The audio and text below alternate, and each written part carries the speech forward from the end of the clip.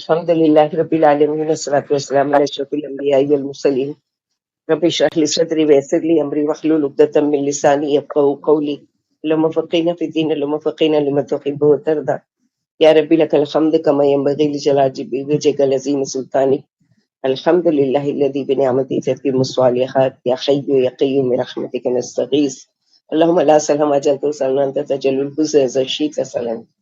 اللہ سبحانہ و تعالیٰ کے شکر اور بہت زیادہ اللہ کی حمد و ثنا اور کبریائی بڑائی کے ساتھ الحمدللہ 12واں پارہ شروع کرے. اللہ تعالیٰ قبول کرے اور ہمارے لیے آسانی کرے. جیسے کہ کل سورہ ہود شروع ہو چکی تھی 11ویں پارے میں، آگے اسی کا کنٹینیوشن ہے. اعوذ باللہ من الشیطان الرجیم. وما من دابۃ فی الارض الا علی اللہ رزقها ویعلم مستقرها ومستودعها کل فی کتاب مبین. زمین پر جس قدر چلنے والے جاندار ہیں ان کی روزیاں اللہ ہی پر ہے، وہی ان کے رہنے کی جگہ سے اور ان کے سونپے جانے کی جگہ سے واقف ہے. ہر چیز ایک روشن کتاب میں لکھی ہوئی ہے. یعنی اللہ سبحانہ و تعالیٰ یہاں بتا رہے ہیں کہ اللہ روئے زمین کے تمام جانداروں کی روزیوں کا ذمہ دار ہے، خواہ وہ بڑے ہوں یا چھوٹے ہوں، خشکی میں ہوں یا تری میں. اور وہی ان کے رہنے سہنے کی جگہوں کو، زمین پر چلنے پھرنے کے مقامات کو، ان کے قبروں کے گڑھوں کو اور ان کی زندگی کے گھروں کو خوب جانتے ہیں. اللہ کو معلوم ہے کہ وہ زندگی میں کہاں کہاں رہیں گے، انہیں کہاں اور کس سرزمین پر موت آئے گی. اسے ان کا وہ گھر بھی معلوم ہے جہاں وہ ابتدائی پیدائش منزلوں سے گزرے تھے، اور وہ گھر بھی جہاں سے وہ چند قطروں کی صورت میں رحم میں ڈال دیے گئے تھے. فرمایا کہ ایک ایک بات تفصیل کے ساتھ اس کتاب میں موجود ہے جو حق تعالیٰ کے پاس ہے. جیسے کہ سورہ انعام میں بھی ہم پڑھ چکے آیت نمبر 38 میں، وما من دابۃ، روئے زمین پر جس قدر بھی جاندار ہیں اور جس قدر بھی پرندے ہیں اپنے پروں سے اڑتے ہیں، وہ سب تمہاری طرح قومیں ہیں. کوئی چیز ایسی نہیں جو ہم نے کتاب میں نہ لکھی ہو. پھر یہ سب اپنے رب کے پاس جمع ہوں گے. یعنی اللہ سبحانہ و تعالیٰ کی کتنی بڑی قدرت کی نشانی ہے کہ نہ صرف جانداروں کو پیدا کیا بلکہ ان کی ہر ہر حرکت سے واقف ہے. مثلا ہم کہیں چند دنوں کے لیے کہیں جاتے ہیں سفر کر کے، کتنے دن وہاں رہیں گے، کتنی وہاں کی رزق کھائیں گے، وہ ساری چیزیں سبحان اللہ اللہ سبحانہ و تعالیٰ کے پاس لکھی ہوئی موجود ہے پہلے سے. زمین پر جتنے بھی جاندار ہیں سب کو اللہ نے پیدا کیا اور اسی نے اس کا رزق، ان کا سب کا رزق کا انتظام بھی کیا. جیسے کہ فرمایا زمین میں چلنے والا کوئی جاندار ایسا نہیں ہے جس کا رزق اللہ کے ذمے نہ ہو. اللہ ہی رازق ہے اور ہر انسان کا رزق مقرر ہو چکا ہے. نبی صلی اللہ علیہ وسلم نے فرمایا ابن آدم سے 4 چیزوں کے معاملے میں فارغ ہوا جا چکا، یعنی قلم اٹھا لیا گیا، یعنی لکھ کر فکس کر دیا گیا. نمبر 1 اس کی تخلیق، یعنی وہ لڑکی ہوگا لڑکا ہوگا، کہاں ہوگا، کتنے زندگی گزارے، وہ ساری تخلیق پوری لکھ دی گئی پہلے سے کتاب یعنی لوح محفوظ میں. نمبر 2 اس کے اخلاق، اچھا اخلاق کا ہوگا، بد اخلاق ہو یا جو بھی ہوگا. نمبر 3 اس کا رزق. نمبر 4 اس کی موت. یہ ساری چیزیں پہلے سے لکھی جا چکی. اگر اپنے اندر تو مثلا ہمارے اختیار میں نہ تخلیق ہے، نہ ہمارے اختیار میں رزق ہے، نہ ہمارے اختیار میں موت ہے. جو چیز ہمارے اختیار میں وہ ہے کیا ہے؟ اچھا اخلاق. جیسے کہ اللہ کے نبی صلی اللہ علیہ وسلم نے فرمایا کہ سئل النبی صلی اللہ علیہ وسلم ایہم، یعنی اللہ کے نبی صلی اللہ علیہ وسلم سے پوچھا کیا کہ سب سے بہتر شخص کون ہے؟ تو آپ صلی اللہ علیہ وسلم نے فرمایا جس کا اخلاق اچھا ہو. تو اب یہ ہمارے اختیار میں کہ ہم دعا بھی کریں اور لوگوں سے اچھے اخلاق سے ملے، کیونکہ اچھا اخلاق جو ہے قیامت کے دن وزن میں سب سے زیادہ بھاری ہوگا. اور دعا کرتے تھے آپ صلی اللہ علیہ وسلم، ہم کو بھی یاد کرنا چاہیے دعائیں. اللہم اہدنی لاحسن الاخلاق لا یہدی لاحسنہا الا انت واصرف عنی سیئہا لا یصرف عنی سیئہا الا انت. اچھا بہترین اخلاق لوگوں کا دل جیت لیتا ہے. آپ کسی کی پیسے سے مدد بھی نہ بھی کرو، کسی اور طرح سے مدد نہ بھی کرو، تو کم از کم اچھے اخلاق سے ان سے، جیسے ہم لوگ سورہ بقرہ میں پڑھ چکے، قول معروف و مغفرۃ خیر من صدقۃ یتبعها اذی. اچھے اخلاق سے ان کو درگزر کرو یا ان سے اچھی بات کرو، بجائے یہ کہ تم کسی کو صدقہ دو اور اذیت دو. تو یہ بد اخلاقی کی نشانی ہے نا، کسی کو کچھ دے کر احسان جتانا. ایک روایت میں آتا ہے کہ رزق سے بھاگنے والا بھی رزق پا کر رہے گا. نبی صلی اللہ علیہ وسلم نے فرمایا کہ ابن آدم رزق سے اس طرح بھاگے گا جس طرح موت سے بھاگتا ہے. یعنی بعض لوگ ہے نا، نہیں ہم کو نہیں کمانا ہے، ہم کو نہیں جانا ہے، ہم کو نہیں کرنا ہے، سستی قائلی دکھاتے، لیکن رزق ان تک پہنچے گا جتنا لکھا ہوا ہے.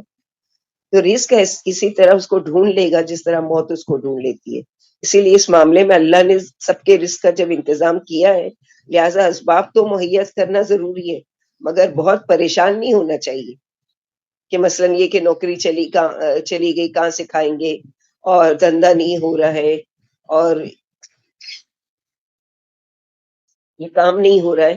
یاد رکھیں کہ اللہ هو الرزاق ذو القوت المتین. اس سے مانگے کہ یا اللہ آپ نے میرا رزق رکھا ہے، اس میں کشادگی پیدا کیجیے، اس میں تنگی سے بچائیے. یہ دعائیں کر سکتے ہیں. قرارگاہ جو ہے سے مراد ماں کا رحم ہے جہاں اس کی تخلیق مکمل ہوتی ہے، اور مستودعہ جہاں اس کی قبر ہے. یہ دونوں چیزیں کیا ہے؟ لوگوں سے چھپی ہوئی ہے. اللہ تعالیٰ کے علم میں یہ ساری چیزیں ہیں. تو یہاں پر اللہ سبحانہ وتعالیٰ نے جانداروں کے لیے رزق کا چونکہ معاملہ ہے، لوگ بہت پریشان ہو جاتے ہیں، اس لیے تھوڑا سا ڈیٹیل میں اس کو پڑھا گیا تاکہ سمجھیں کہ مایوس نہیں ہو کہ مثلا، اور نہ ہی جو وہ اپنے پاس اسباب ہے اس کو بڑی چیز سمجھے. مثلا میرے پاس تو اتنی بڑی ڈگری ہے، میں لاکھوں میں کما سکتا ہوں، اور ڈگری ملے گی تو میں کچھ جاب کر سکوں گا اور کمائی ہوگی. ایسا نہیں.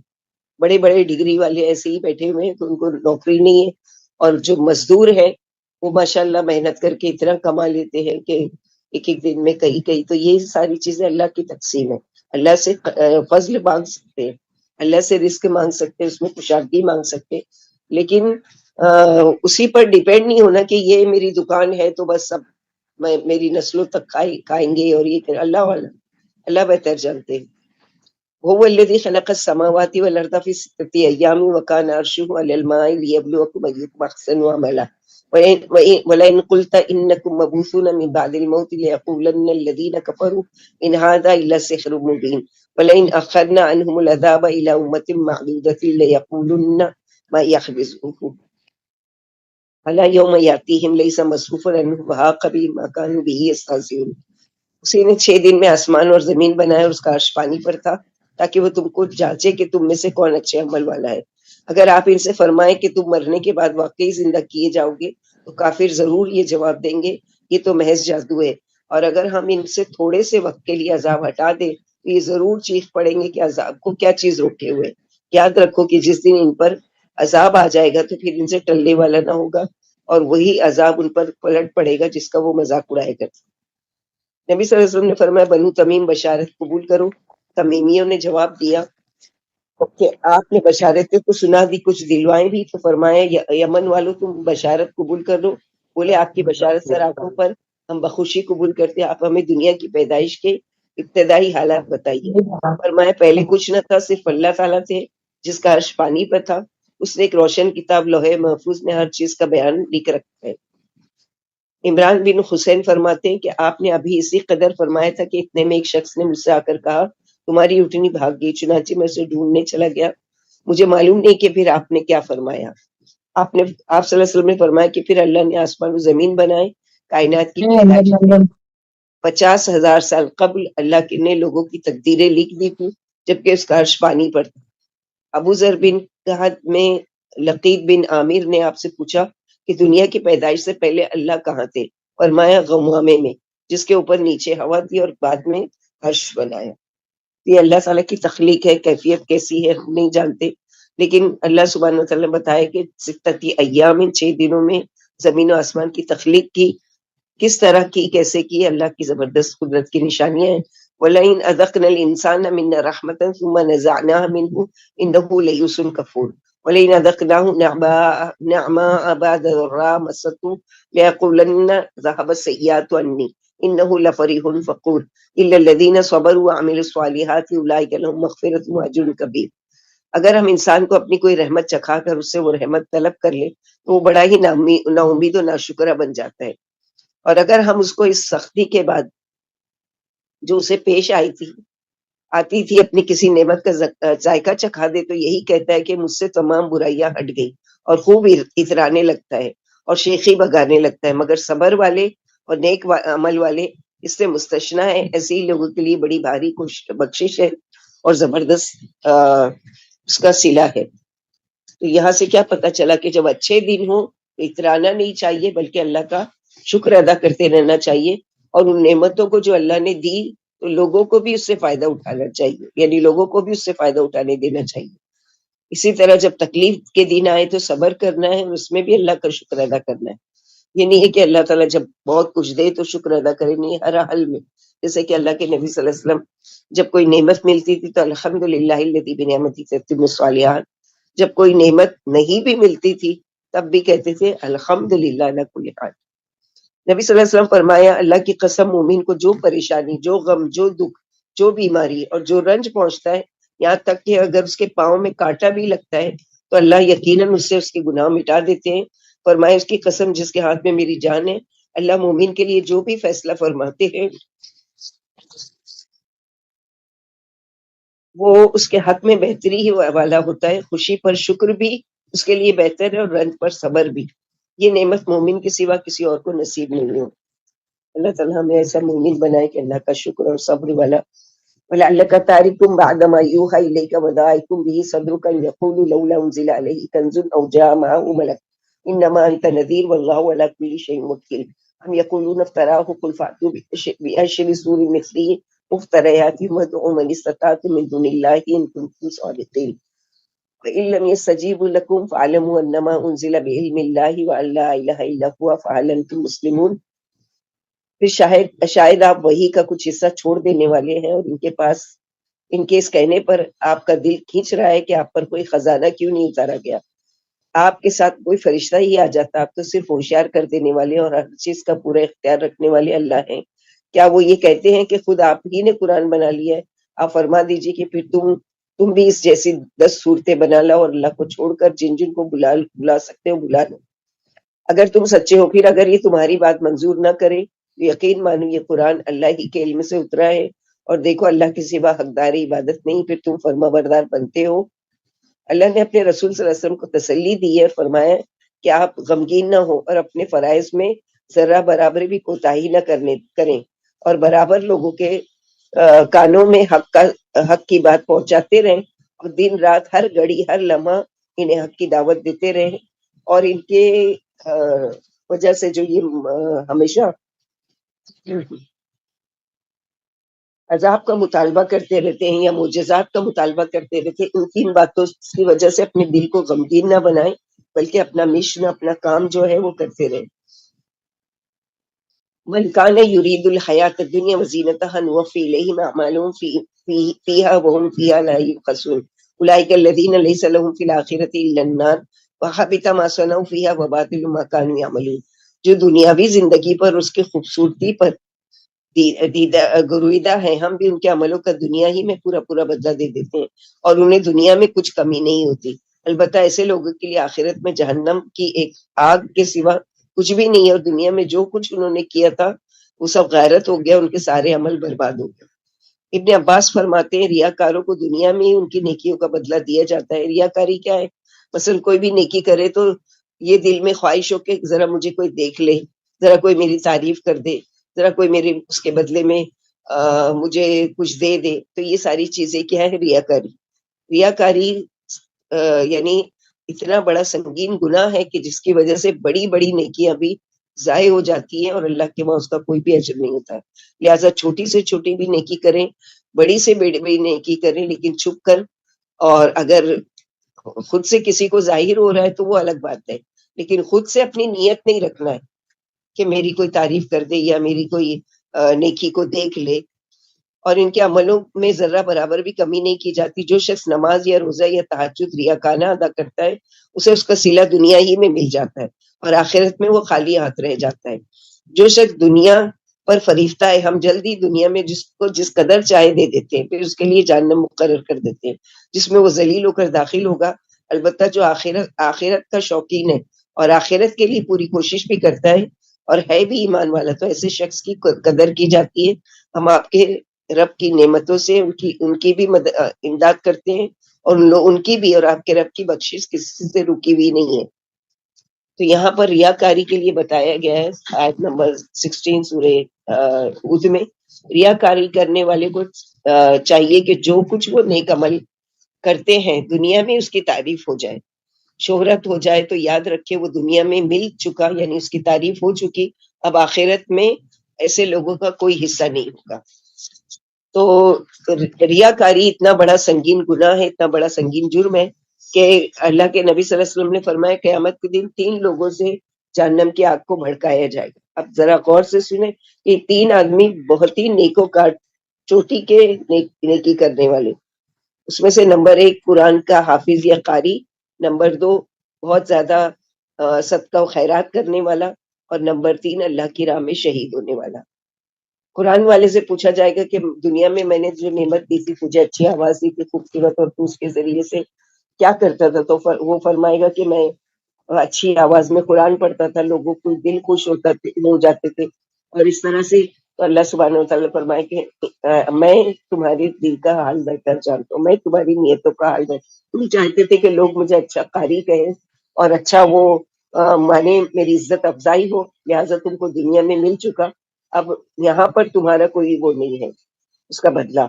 پھر مالدار سے پوچھا جائے گا، وہ کہے گا کہ اللہ آپ نے جو مال دیا تھا، تو کہا جائے گا کہ نہیں، میں رات دن چھپے کھلے ہر حال میں اللہ آپ کی راہ میں خرچ کرتا تھا۔ اللہ تعالیٰ کہیں گے نہیں، میں تیرے دل کا حال جانتا ہوں کہ تو چاہتا تھا کہ لوگ مجھے سخی کہیں اور دنیا میں میری تعریف ہو، سیلفی لے کے اور یہ کر کے پیپر میں ڈال کے اور واٹس ایپ پر بھیج کر اور یہ ساری چیزیں، تو دنیا میں کہا جا چکا، تیری تعریف ہو چکی، دنیا میں تو بدلہ لے چکا، اب یہاں تیرا کوئی بدلہ نہیں ہے۔ اسی طرح شہید سے کہ یا اللہ میں تو آپ کی راہ میں آپ کی رضا کے لیے شہید ہوا، اللہ تعالیٰ کہیں گے نہیں، میں دل کا حال بہتر جانتا ہوں، تو چاہتا تھا کہ لوگ مجھے شہید کہیں اور دنیا میں میری تعریف ہو، تو لہٰذا تیری تعریف ہو چکی۔ اب تینوں کو پیشانی کے بل پکڑ کر اور جہنم میں ڈال دیا جائے گا۔ اللہم احفظنا منہم اللہم لا تجعلنا۔ اس لیے ذرہ برابر بھی کوشش کریں، کوئی بھی نیکی، اسی لیے عورتوں کو کہا گیا نا، مرد تو چل کر جا رہے مسجد، عورتوں کو چھپ کر اندر نماز پڑھنے کے لیے کیوں کہا گیا؟ ایک تو پردے کا بھی خیال، دوسرے ریاکاری نہ ہو، اور ایسے ہی دوسرے تمام کاموں میں اللہم اغفر لی ریائی و سمتی دعا کرنا چاہیے۔ اللہم اغفر لی ریائی و سمتی، اللہم اغفر لی ریائی و سمتی، اللہ تعالیٰ ریاکاری اور دکھاوے اور سنوانے سے مجھے بچا لو کہ میں کوئی ایسا عمل کروں کہ لوگوں کو دکھانے کی خاطر۔ فمن كان على بينة من ربه فيتلوه شاهد منه ومن قبله كتاب موسى إماما ورحمة أولئك يؤمنون به ومن يكفر به من الأحزاب فالنار موعده فلا تك في مرية منه إنه الحق من ربك ولكن أكثر الناس لا يؤمنون۔ پھر کیا قرآن نہ ماننے والا ایسے شخص کی برابری کر سکتا ہے جو قرآن ماننے والا ہو، جو اس کے رب کے پاس سے آیا ہے اور اس کے ساتھ ساتھ اللہ کی طرف سے گواہ بھی رکھتا ہو، اور اس سے پہلے موسیٰ علیہ السلام کی کتاب جو پیشوا اور سبب رحمت ہے، یہی قرآن پر ایمان لاتے ہیں، اور تمام جماعتوں میں جو جماعت بھی اس کا انکار کرے گی اس کی وعدے کی جگہ جہنم ہے۔ لہٰذا آپ کو اس میں کسی قسم کا شبہ نہ رہے، آپ یقین مانیں کہ یہ آپ کے رب کی طرف سے ہے، لیکن اکثر لوگ ایمان نہیں لاتے۔ نبی صلی اللہ علیہ وسلم نے فرمایا کہ ہر بچہ فطرت توحید پر پیدا ہوتا ہے، پھر اس کے ماں باپ اسے یہودی یا عیسائی مشرک بنا دیتے ہیں، جیسے جانوروں کے بچے صحیح سالم پیدا ہوتے ہیں، پھر ان کے مالک ان کے کان کاٹتے ہیں۔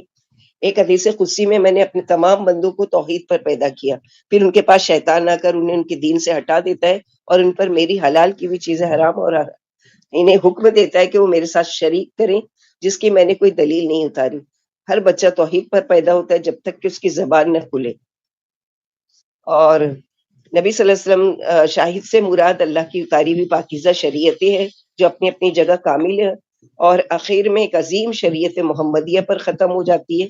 شاہد سے جبریل علیہ السلام بھی مراد ہیں، کیونکہ آپ ہی انبیاء کے پاس اللہ کے پاس سے شریعتیں لانے والے ہیں۔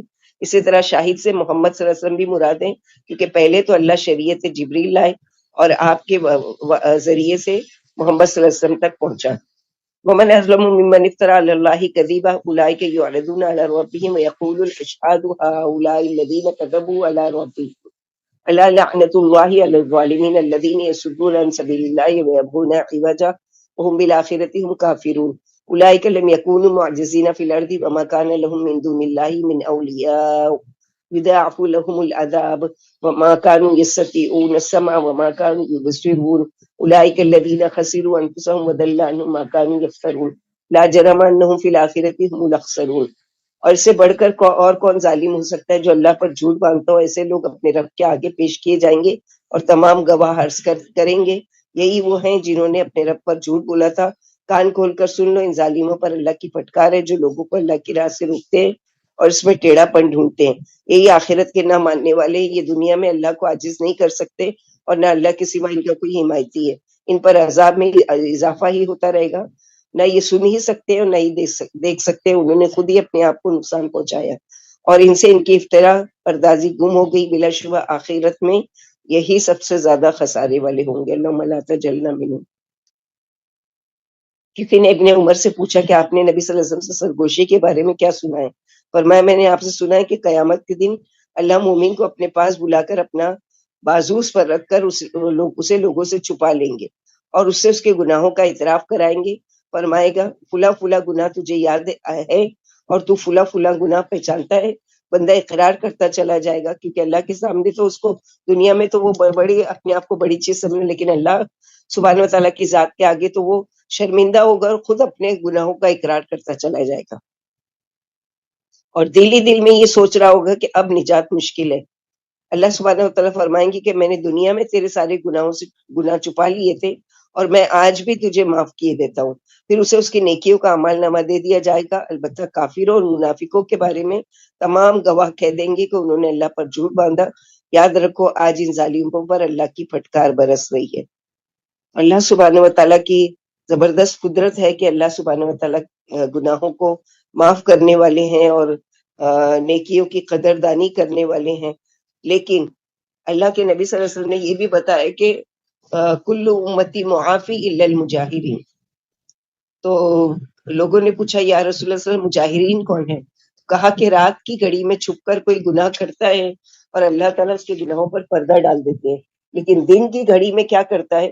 وہ لوگوں میں اپنے آپ کو اس گناہ کو بیان کرتا ہے کہ فلاں رات کو میں نے آج رات کو میں نے یہ اور یہ گناہ کیا۔ تو یہ اس نے کیا کیا؟ مجاہرہ کیا، یعنی ظاہر کر دیا گناہ کو، جبکہ اللہ تعالیٰ نے اس کی گناہ پر پردہ ڈال دیا تھا۔ تو ایک تو گناہ کرنا نہیں ہے، گناہ ہو جائے تو اللہ سے معافی مانگنا ہے، استغفار کرنا ہے، اور گناہ کا اصرار کرنا، اسی پر اڑے رہنا یا لوگوں سے میں بیان کرتے پھرنا بڑائی کی اس سے، تو یہ ساری چیزیں یعنی اللہ کے قابل معافی نہیں ہے۔ نبی صلی اللہ علیہ وسلم نے فرمایا اللہ ظالم کو مہلت دیتا ہے لیکن جب اسے پکڑتے تو پھر چھوڑتے نہیں۔ پھر فرمایا اللہ کے عذاب سے انہیں کوئی چھڑانے والا نہ ہوگا اور ان کے عذاب میں روز بروز اضافہ ہی ہوتا رہے گا، کیونکہ اللہ نے انہیں کان، آنکھیں اور دل بخشے تھے، لیکن ظالموں نے اللہ کی مفت میں دی ہوئی ان قوتوں سے فائدہ نہیں اٹھایا۔ آج بڑے سے بڑا کوئی ملونیئر کے بارے میں بھی سوچ لو کہ کیا اس نے کان اپنے اوپر خود لگا کے خریدے، ناک، آنکھ اور جہاں پیر سب اس نے کچھ خرید کر لگائے؟ یہ تو اللہ سبحانہ و تعالیٰ نے اس کو پیدائشی یہ ساری نعمتیں دی ہیں، لیکن اس کے باوجود بھی ان نعمتوں کے ساتھ استعمال کر کے اللہ ہی کے ساتھ شرک کرتے ہیں۔ اللہ ربی لا اشرک بہ شیئا ان الذین آمنوا وعملوا الصالحات واخبتوا الی ربہم اولئک اصحاب الجنہ هم فیہا خالدون مثل الفریقین کالاعمی والاصم والبصیر والسمیع هل یستویان مثلا افلا تذکرون۔ بلا شبہ جو ایمان لائے اور نیک عمل بھی کرتے رہے اور اپنے رب کی طرف جھکتے بھی رہے، یہی جنت والے ہیں جہاں یہ ہمیشہ ہمیشہ رہیں گے۔ ان دونوں جماعتوں کی مثال اندھے، بہرے اور دیکھنے والے اور سننے والوں کی سی ہے، کیا یہ دونوں حالت میں برابر ہیں؟ کیا پھر بھی تم نصیحت نہیں مانتے؟ اللہم اجعلنا من اصحاب الجنہ۔ جن کے دلوں سے ایمان اور اعضاء سے تسلیم اور رضا کے نشان جھلکتے ہیں، ان کی باتیں بھی اللہ کی رضا کی نشانیاں اور ان کے کارنامے بھی رب کی خوشنودی کی جھلکیاں ہیں۔ یہ حکم عدولی سے اللہ کی نافرمانی سے بچتے ہیں، اسی وجہ سے جنت کے وارث ہوں گے جہاں اونچے اونچے محل اور قطاروں میں قرینے سے سجے ہوئے تختوں پر میووں سے لدی پردی اور جھکی ہوئی شاخیں، بلند و بالا فرش اور انتہائی حسین و جمیل اور پاکیزہ بیویاں، طرح طرح کے لذیذ خوشبودار پھل، من باتیں نفیس و پاکیزہ قسم کے کھانے اور لذیذ مشروب ہوں گے۔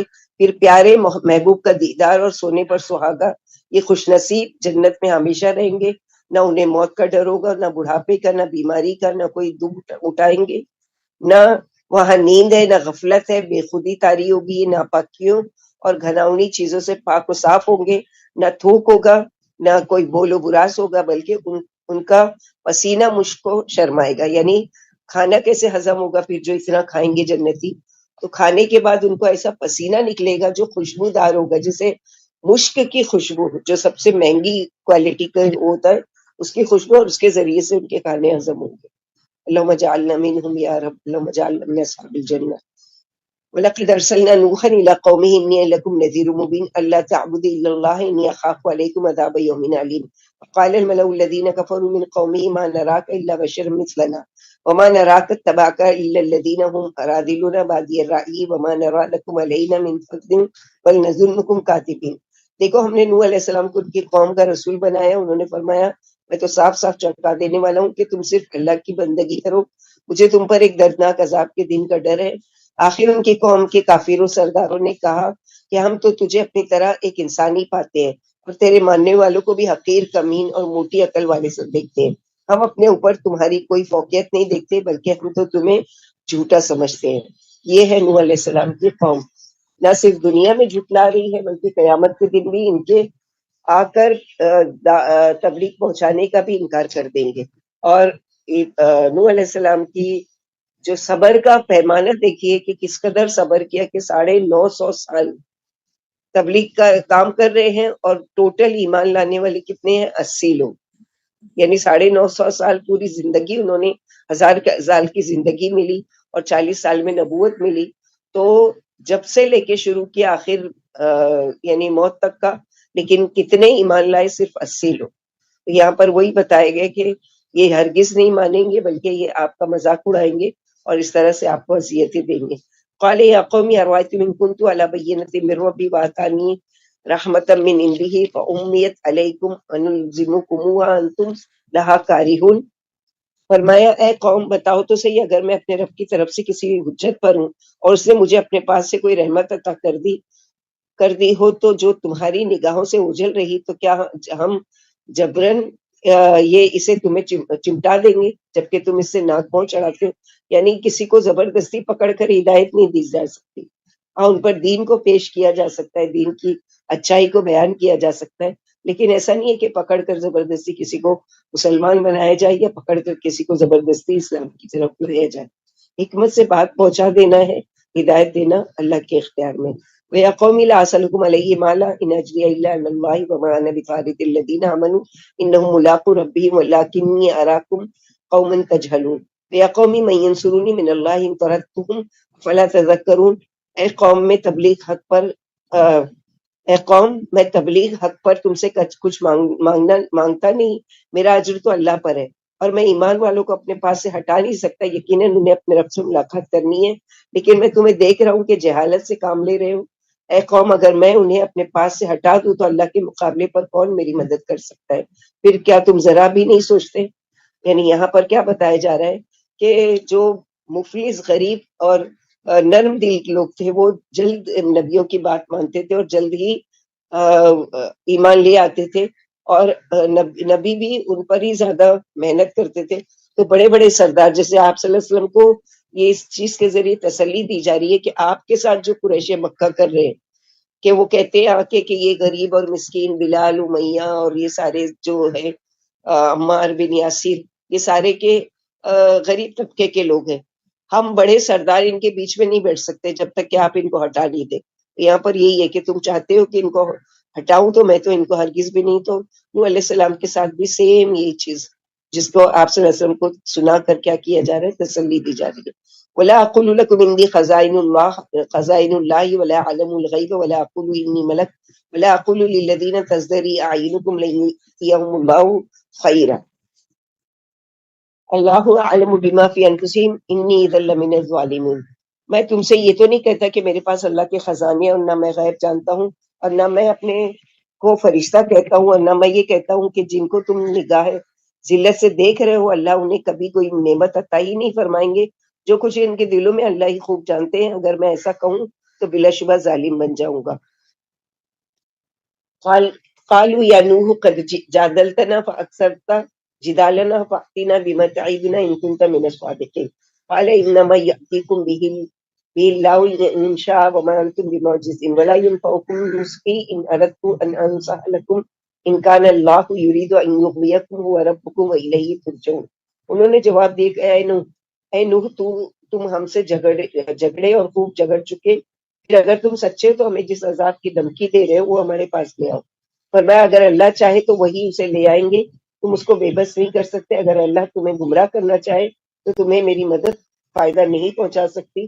وہ میں تمہاری کتنی ہی ہمدردیاں کر لوں، اللہ ہی تمہارا رب ہے، اس کے پاس تم سب کو لوٹ کر جانا ہے.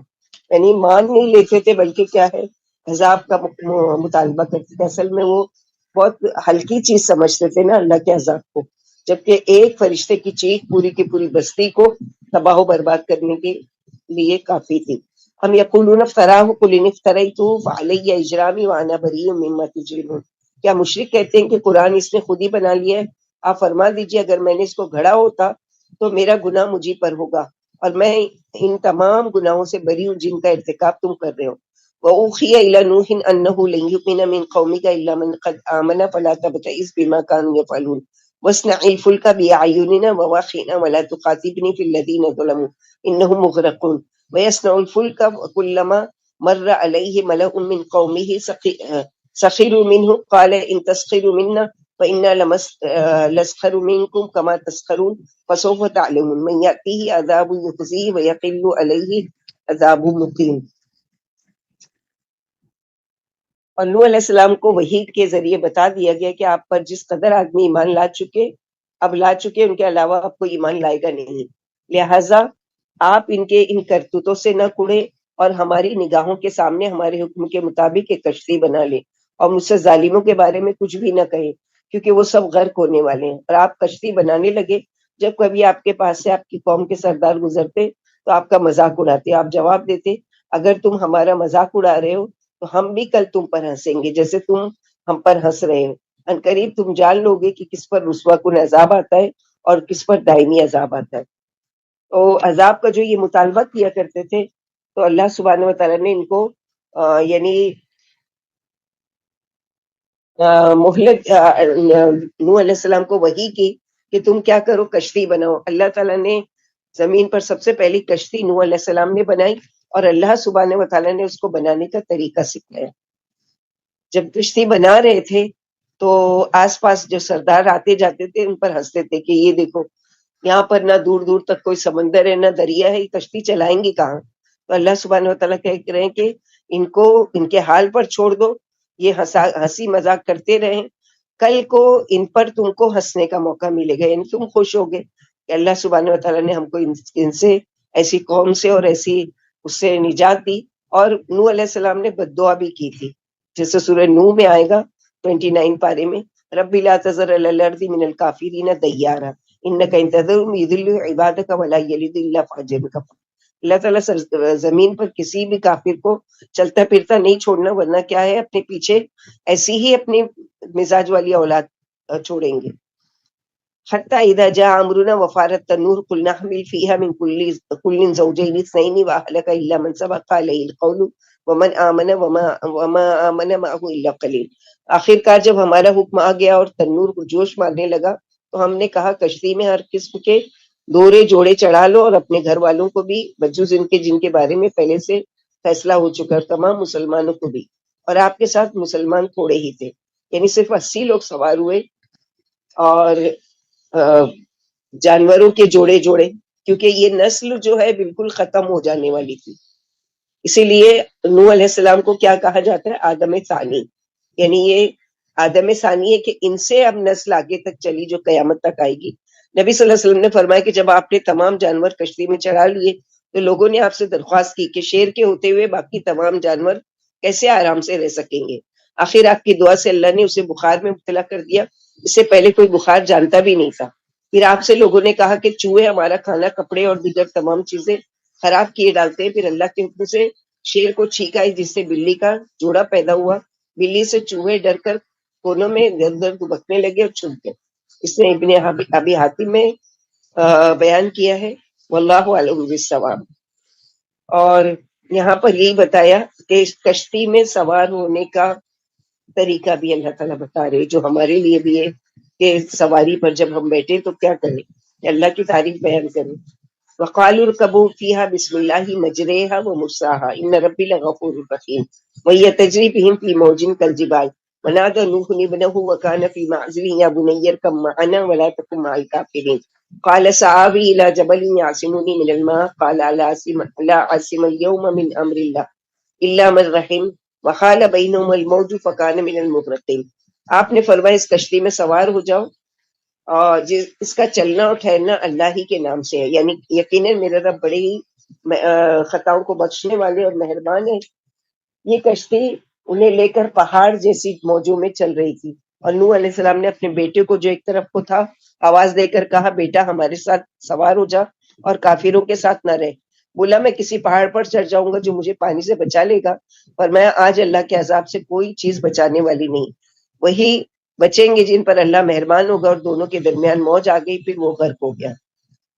تو یہاں پر جو ہے کہ کشتی پر سوار ہو کر بسم اللہ کہہ کر، تو بسم اللہ کی کتنی برکت ہوتی ہے کہ ہماری زندگی میں خیر و برکت۔ اور یہ دعا بھی پڑھنا، وقل ربی انزلنی منزل مبارک وانت خیر المنزلین، اے رب مجھے برکت والی منزل میں اتارنا، آپ بہترین اتارنے والے۔ یہاں سے معلوم ہو کہ تمام کاموں سے پہلے بسم اللہ پڑھنا مستحب ہے۔ اور کچھ کشتی کی خصوصیت نہیں، جس سواری پر بھی سوار ہو چاہو تو کیا کرو، بسم اللہ، پہلے بسم اللہ پڑھ لو، یا کوئی کام کرنا چاہو تو پہلے بسم اللہ پڑھ لو، اس سے ہر کام میں برکت ہوتی ہے، اس کا انجام اچھا ہوتا ہے۔ جیسے کہ بسم اللہ ہر کام میں پڑھنا، دروازہ آپ بند کریں بسم اللہ کہہ کر، رات کو لائٹ بند کریں بسم اللہ کہہ کر، اور کوئی برتن کو ڈھانک دے بسم اللہ کہہ کر، کیونکہ اللہ کے نبی صلی اللہ علیہ وسلم نے فرمایا کہ پورے سال میں ایک مرتبہ ایک دن ایسا ہوتا ہے کہ جس میں بلائیں نازل ہوتی ہے آسمان سے۔ اگر آپ کے برتن کھلے ہوئے ہیں، پانی ہے، کھانا ہے، کھانے کی کوئی چیزیں کھلا ہوا ہے، تو اس میں وہ داخل ہو جاتے ہیں اور وہ پھر آپ کو بیمار کر دیتے ہیں۔ تو بسم اللہ کہہ کر ڈھانک دو، یہاں تک کہ اللہ کے نبی صلی اللہ علیہ وسلم نے فرمایا کچھ نہ پاؤ ڈھانکنے کے لیے تو لکڑی کا ایک ٹکڑا ہی ڈھانک دو، لیکن ڈھانک کر رکھو۔ تو یہاں پر یہی بتایا گیا کہ اب دیکھ رہے ہیں کہ بیٹا کھڑا ہوا ہے، اور اللہ سبحانہ و تعالیٰ کی آنکھوں کے سامنے اللہ سبحانہ و تعالیٰ نے بتایا کہ نوح علیہ السلام کی آنکھوں کے سامنے وہ غرق ہو گیا۔ تو اگر کوئی بڑا سے بڑا نبی بھی ہے، اس کے گھر والوں میں سے اگر ایمان والے نہیں ہیں تو اللہ کی یہ گارنٹی نہیں کہ وہ نبی بھی کسی کو بچا سکتے ہیں۔ جیسے کہ نوح علیہ السلام کا بیٹا، ابراہیم علیہ السلام کے باپ، لوط علیہ السلام کی بیوی، اور بھی بہت سارے ایسے تھے کہ جو یعنی پھر فرمایا ظالم اللہ کی رحمت سے دور ہوئے اور برباد ہوئے، اور انہیں آخرت کا عذاب بھی آ چمٹا۔ پھر جب کشتی طوفان ختم ہونے کے بعد جب جودی پر رک گئی تو آپ نے کوے کو خشکی کی خبر لانے کے لیے بھیجا جو ایک مردار لاش کے کھانے میں لگ گیا اور دیر کر کے آیا۔ پھر کبوتر بھیجا جو اپنی چونچ میں زیتون کا پتا اور پنجوں میں کیچڑ لے آیا۔ آپ سمجھ گئے کہ اب پانی خشک ہو گیا ہے، چنانچہ آپ نے کشتی سے اتر کر جودی کے دامن میں ایک بستی کی بنیاد رکھی جس کا نام تمانین رکھا گیا، کیونکہ یہاں 80 آدمی آباد ہوئے تھے۔ ایک دن سو کر اٹھے تو ہر ایک کی زبان بدل گئی، اسی زبان میں سب سے پیاری اور شیریں زبان عربی تھی۔ اب ہر ایک دوسرے کی بات سمجھنے سے قاصر تھا، مگر نوح علیہ السلام نے ان تمام زبانوں پر حاوی تھے اور آپ ہی لوگوں کی ترجمانی فرمایا کرتے تھے۔ آپ نے جس بیٹے کو شفقت سے سوار ہونے کو کہا تھا وہ آپ کا چوتھا بیٹا یام تھا۔ جب آپ کشتی پر سوار ہونے لگے تو اس سے کہا بیٹا تم بھی اپنے تینوں بھائیوں کی طرح مجھ پر ایمان لے آؤ اور ہمارے ساتھ کشتی میں سوار ہو جاؤ اور کافروں کی طرح ڈوب کر جان نہ دو۔ یام بولا میں کشتی پر سوار ہو کر کیا بچوں گا، پہاڑ کی چوٹی پر چڑھ جاؤں گا، سیلاب سے بچ جاؤں گا۔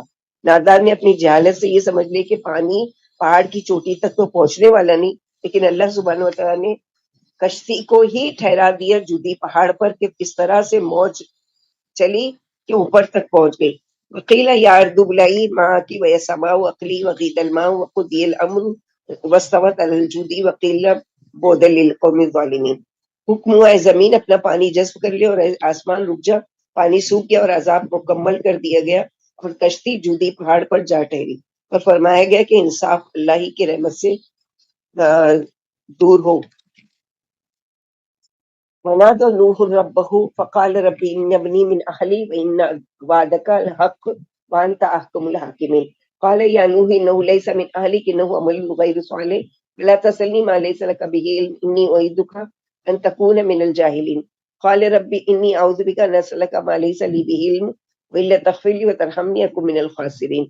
اور نوح علیہ السلام نے اپنے رب سے دعا کی اور کہا ہے میرے رب میرا بیٹا تو میرے اہل میں سے ہے، اس میں کوئی شک نہیں کہ آپ کا وعدہ قطعی سچا ہے اور آپ سب حکیموں سے بڑھ کر بہتر ہیں، فرمایا اے نوح وہ تیرے گھر والوں میں سے نہیں ہے، اس کی حرکتیں اچھی نہیں ہیں، آپ کو ایسا سوال کبھی نہیں کرنا چاہیے جس کا علم نہ ہو، میں آپ کو جاہل نہ بننے کی نصیحت کرتا ہوں۔ بولے اے میرے رب میں اس بات سے آپ کی پناہ مانگتا ہوں کسی ایسی چیز کا سوال کروں جس کا مجھے علم نہ ہو۔ اگر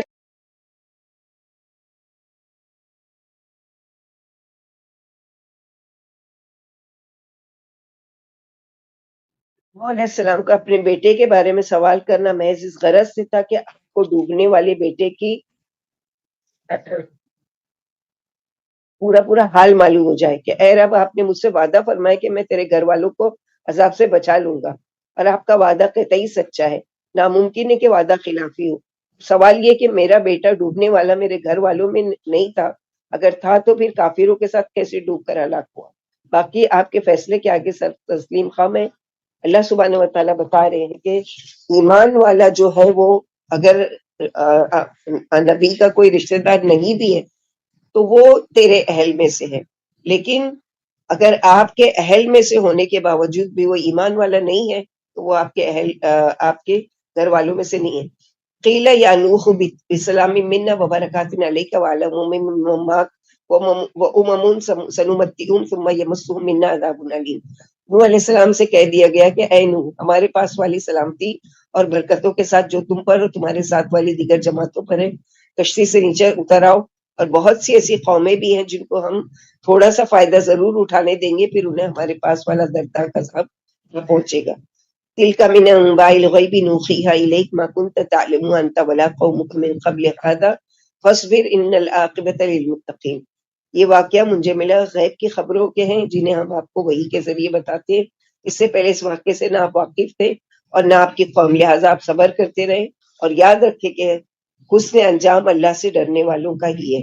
یعنی آپ صلی اللہ علیہ وسلم کو تسلی دی جا رہی ہے، بتائے جا رہے تھے نوح علیہ السلام کے زمانے میں بھی آپ موجود نہیں تھے کہ کس طرح ان کا یہ حال ہوا، اور ہم پوری ڈیٹیل سے یہ ساری چیزیں کہ کیا ہوا کیا نہیں ہوا، کیسے کشتی چڑھی، کیسے جوتی پر ٹھہری، کیسے ہم نے اس کے گھر والوں کو جو ایمان نہیں لائے تھے غرق کر دیا۔ وَإِلَىٰ عَادٍ أَخَاهُمْ هُودًا قَالَ يَا قَوْمِ اعْبُدُوا اللَّهَ مَا لَكُم مِّنْ إِلَٰهٍ غَيْرُهُ إِنْ أَنتُمْ إِلَّا مُفْتَرُونَ يَا قَوْمِ لَا أَسْأَلُكُمْ عَلَيْهِ أَجْرًا إِنْ أَجْرِيَ إِلَّا عَلَى الَّذِي فَطَرَنِي أَفَلَا تَعْقِلُونَ وَيَا قَوْمِ اسْتَغْفِرُوا رَبَّكُمْ ثُمَّ تُوبُوا إِلَيْهِ يُرْسِلِ السَّمَاءَ عَلَيْكُم مِّدْرَارًا وَيَزِدْكُمْ قُوَّةً إِلَىٰ قُوَّتِكُمْ وَلَا تَتَوَلَّوْا مُجْرِمِينَ۔ سورہ ہود ہے چونکہ، اور ہود علیہ السلام کا ذکر ہے کہ یہ بھی نبی تھے جو قوم عاد کی طرف بھیجے گئے تھے، اور ان کی بھی قوم ویسی ہی تھی سرکش، اور ہم نے عادیوں کی طرف ان کے بھائی ہود علیہ السلام کو بھیجا۔ انہوں نے فرمایا اے قوم اللہ ہی کی عبادت کرو، اس کے سوا تمہارا کوئی معبود نہیں ہے، تم محض جھوٹ پر گڑنے والے ہو۔ اے قوم میں تبلیغ پر تم سے اجر کا مطالبہ نہیں کرتا، میرا صلہ تو میرے خالق کے ذمہ ہے جس نے مجھے پیدا کیا، تو کیا پھر بھی تم عقل سے کام نہیں لیتے؟ قوم والو اپنے رب سے گناہوں کی معافی مانگ لو، پھر اس کے آگے توبہ کر لو، اور آسمان سے تم پر موسلا دھار بارش برسانے والے بادل بھیج دیں گے اور تمہاری طاقت بڑھا دیں گے، تم مجرم بن کر اس سے منہ نہ موڑو۔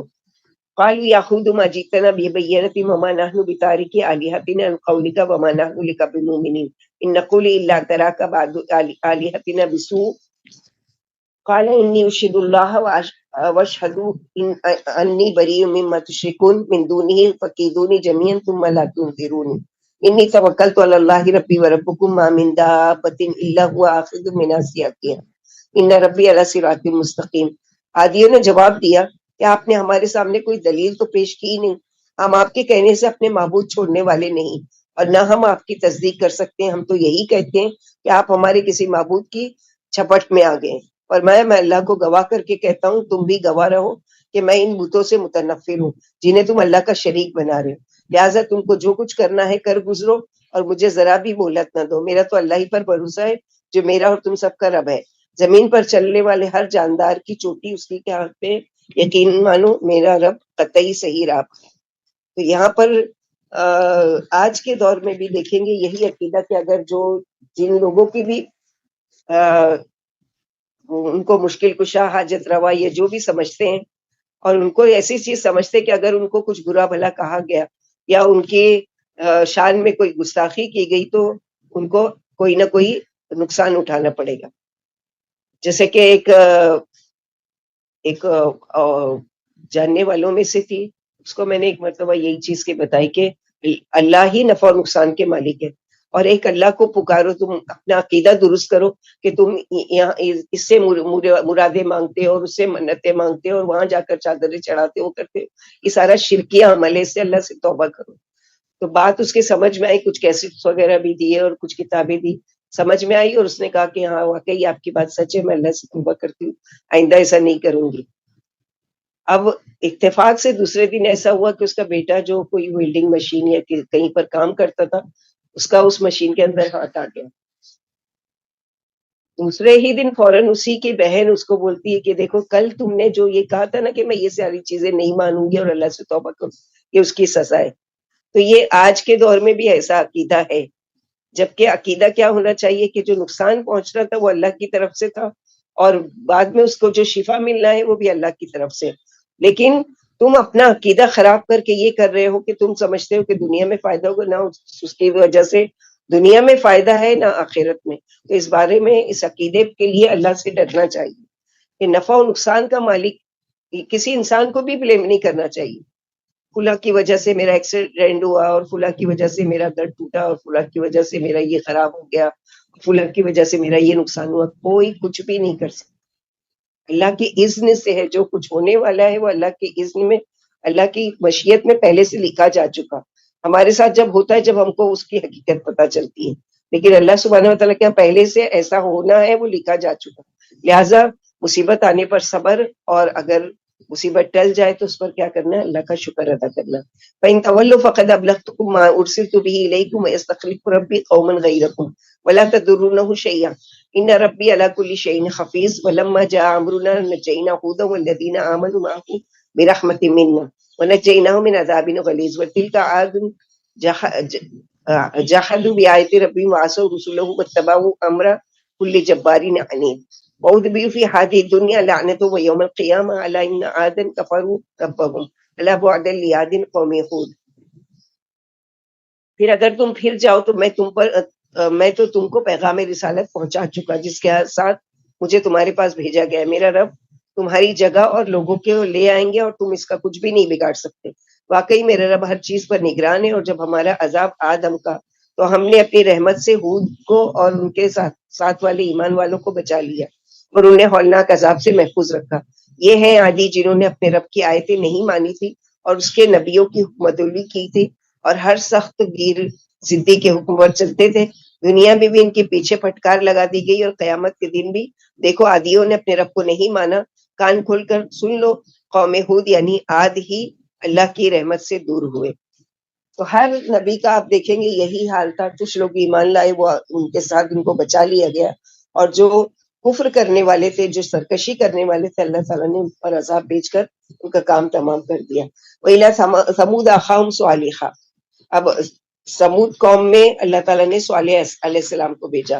قال یا قوم اعبدوا اللہ ما لکم من الہ غیرہ وانشاکم من الارض واستعمرکم فیہا فاستغفروہ ثم توبوا الیہ ان ربی قریب مجیب۔ اور ہم نے سمودیوں کی طرف ان کے بھائی صالح علیہ السلام کو نبی بنا کر بھیجا۔ انہوں نے کہا اے قوم اللہ ہی کی عبادت کرو اور اس کے سوا تمہارا کوئی اور معبود نہیں۔ اس نے تم کو مٹی سے بنایا اور زمین پر آباد فرمایا، لہٰذا اس سے گناہوں کی معافی مانگو، پھر اس کے آگے توبہ کرو۔ یاد رکھو میرا رب بہت نزدیک ہے اور دعائیں قبول کرنے والا ہے۔ قالوا یا صالح قد كنت فینا مرجوا قبل هذا اتنهانا ان نعبد ما يعبد آباؤنا واننا لفی شک مما تدعونا الیہ مریب۔ قال یا قوم ارأیتم ان كنت على بینۃ من ربی وآتانی منه رحمة فمن ينصرنی من اللہ ان عصیتہ فما تزیدونی غیر تقصیر۔ بولے اے صالح، اب سے پہلے تم سے ہماری امیدیں وابستہ تھی، یعنی تم ہمارے درمیان بہت اچھے آدمی تھے، کیا تم ہمیں ان کی عبادت سے روک رہے ہو جن کی عبادت ہمارے باپ دادا کرتے آئے ہیں؟ ہم جس کی طرف تم ہمیں بلا رہے ہو ایک بڑے شک میں ہے جو ہمیں تردد میں ڈالے ہوئے ہے۔ فرمایا اے قوم بتاؤ، اگر میں اپنے رب کے پاس والی معقول دلیل پر ہوا اور اس نے مجھے اپنی رحمت بخش دی، پھر اگر میں اس کی حکم عدلی پر اتر آؤں تو اس کے عذاب سے میری کون مدد کرے گا؟ تم تو مجھے نقصان کی طرف لے جاتے ہو، یعنی تمہاری بات میں مانوں تو تمہاری ہی طرح ہو جاؤں گا نقصان والا۔ یا قوم ہذه ناقۃ اللہ لکم آیۃ فذروها تاکل فی ارض اللہ ولا تمسوها بسوء فيأخذكم عذاب قريب فعقروها فقال تمتعوا في داركم 3 أيام ذلك وعد غير مكذوب فلما جاء أمرنا نجينا صالحا والذين آمنوا معه برحمة منا ومن خزي يومئذ إن ربك هو القوي العزيز وأخذ الذين ظلموا الصيحة فأصبحوا في ديارهم جاثمين كأن لم يغنوا فيها لئن ثمود كفروا ربهم ألا بعدا لثمود. اور اے قوم یہ اللہ کی اٹھنی تمہارے لیے ایک نشانی ہے، لہٰذا اسے اللہ کی زمین میں کھانے پینے دو اور اسے کسی قسم کی تکلیف نہ پہنچانا، ورنہ تم پر فوراً عذاب آ جائے گا۔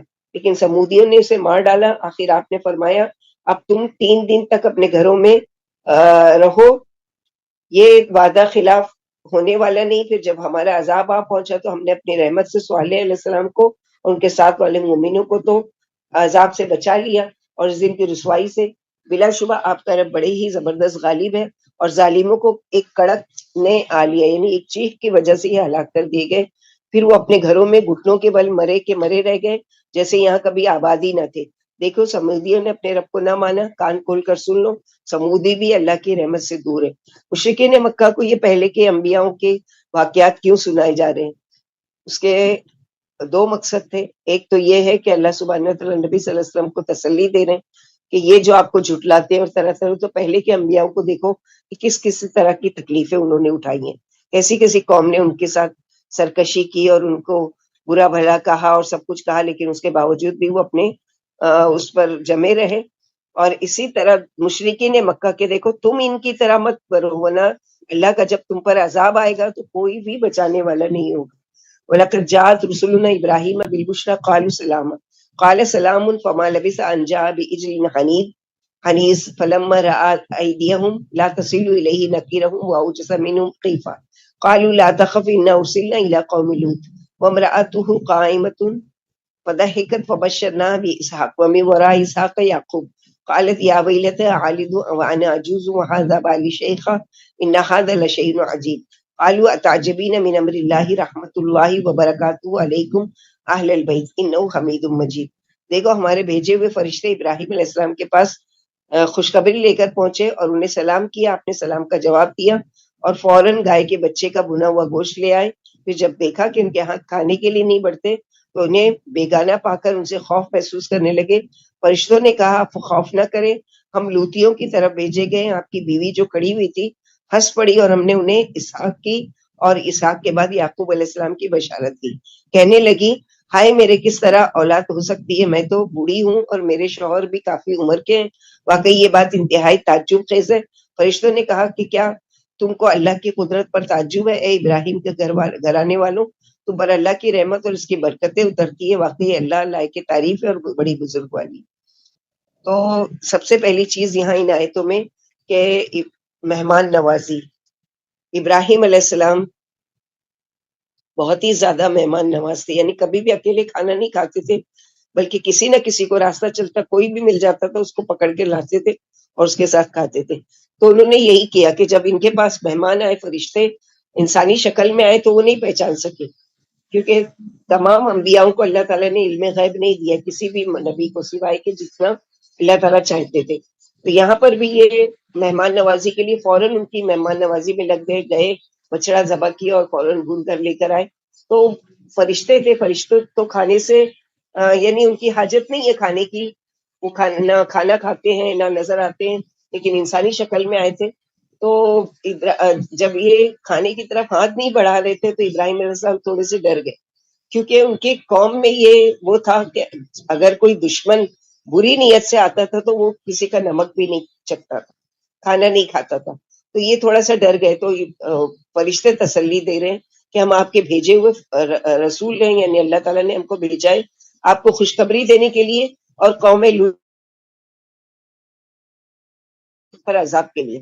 تو خوشخبری کیا کہ جیسے کہ حاجرہ رضی اللہ عنہ کو، حاجرہ علیہ السلام کو پہلے اسماعیل علیہ السلام دے دیا، اس کے بعد سارا جو تھی اس وقت جب یہ خوشخبری دی جا رہی ہے 90 سال کی ہو چکی تھی، اور ابراہیم علیہ السلام 100 سال کے ہو چکے تھے۔ اسی لیے تعجب سے کہہ رہی ہیں کہ کیا ہم کو اس عمر میں بیٹے کی خوشخبری دیتے ہو، جبکہ میں بانجھ بھی ہوں اور عمر دراز بھی ہوں اور میرے شوہر بھی بوڑھے ہو چکے ہیں۔ تو فرشتوں نے کہا کہ تم اللہ کی رحمت سے مایوس ہو، اللہ تعالیٰ تو ہر ناممکن چیز کو یعنی قدرت ہے اللہ تعالیٰ کی کہ ہر حال میں ہر چیز کو اللہ تعالیٰ کو کوئی ظاہری اس کی چیز اسباب کی ضرورت نہیں ہوتی. یہ سارے کام اللہ کے خون سے ہوتے ہیں. یہ 4 مقدس مہمان تھے، یعنی جبریل، میکائیل، اسرافیل اور رفائیل علیہ السلام. کہا جاتا ہے کہ اس گوشت پر جبریل علیہ السلام نے اپنا پر رگڑ دیا، جس سے وہ فوراً بچڑا بن کر اپنی ماں کے پاس پہنچ گیا جو گھروں میں تھی. لوتیوں کی ہلاکت کی خبر سن کر سارا کو بے ساختہ ہنسی آ گئی، کیونکہ لوتی بڑی فتنہ انگیز، شرپسند، سخت قسم کے کافر اور سرفیرے تھے. تو اس پر ان کو وہ ہوئی کہ یعنی ایسی قوم ہے جو اللہ تعالیٰ ہلاک کرنے کا ارادہ رکھتے.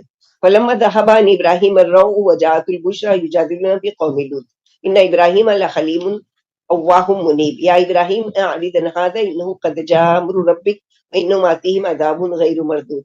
پھر جب ابراہیم علیہ السلام کا ڈر جاتا رہا، ان کے پاس خوشخبری بھی پہنچ گئی، تو وہ ہم سے لوتیوں کے بارے میں جھگڑنے لگے. واقعی ابراہیم علیہ السلام بڑے بردبار، نرم طبع اور اللہ کی طرف جھکنے والے تھے. ابراہیم علیہ السلام یہ خیال ترک کر دو، یہ دیکھو تمہارے رب کا حکم وہاں پہنچا اور لوتیوں پر عذاب آ کر ہی رہے گا جو لوٹایا نہیں جا سکتا. یعنی لوط علیہ السلام جو تھے وہ آپ کے بھتیجے تھے، تو یہ خیال کر رہے ہیں کہ اللہ تعالیٰ جب اس قوم پر عذاب بھیجیں گے تو یا رب اس میں میرا بھتیجا بھی ہے. تو اللہ سبحانہ وتعالیٰ یہاں پر بتا رہے ہیں کہ آپ پریشان نہیں ہو، ان کو اور ان کی قوم جو ان پر ایمان لائے تھے ان کو بچا لیا جائے گا، اور پیچھے جو قوم بچی ہے جو حد سے زیادہ سرکشی کرتی ہے، جو ایسا عمل کرتی ہے جو اللہ تعالیٰ کو سخت ناپسند ہے، اس کی وجہ سے ان پر عذاب آئے گا.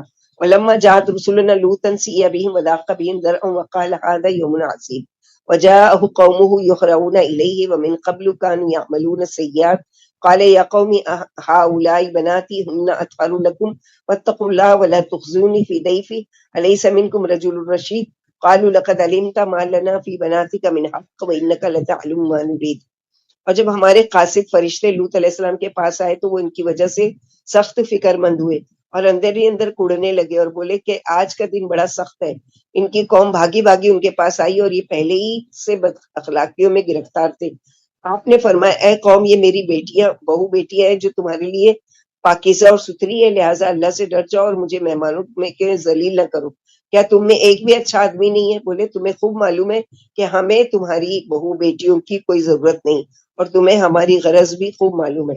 یعنی یہ قوم لوط ایسی تھی کہ مردوں سے مردوں کی خواہشات کو پورا کیا کرتے تھے، یعنی مرد سے اپنا ریلیشن شپ رکھتے تھے، ان سے اپنی خواہشات پوری کرتے تھے.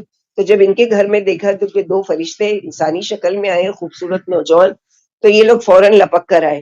تو لوط علیہ السلام نے کہا کہ اللہ تعالیٰ نے جو سنت کا طریقہ رکھا ہے کہ عورت کے ذریعے اپنی نفسانی خواہشات پوری کرو، تمہاری گھر میں تمہاری بیویاں ہیں، بہویں ہیں، ان سے اپنی وہ کرو، اس کی بجائے یہ ایسا کام نہیں کرو.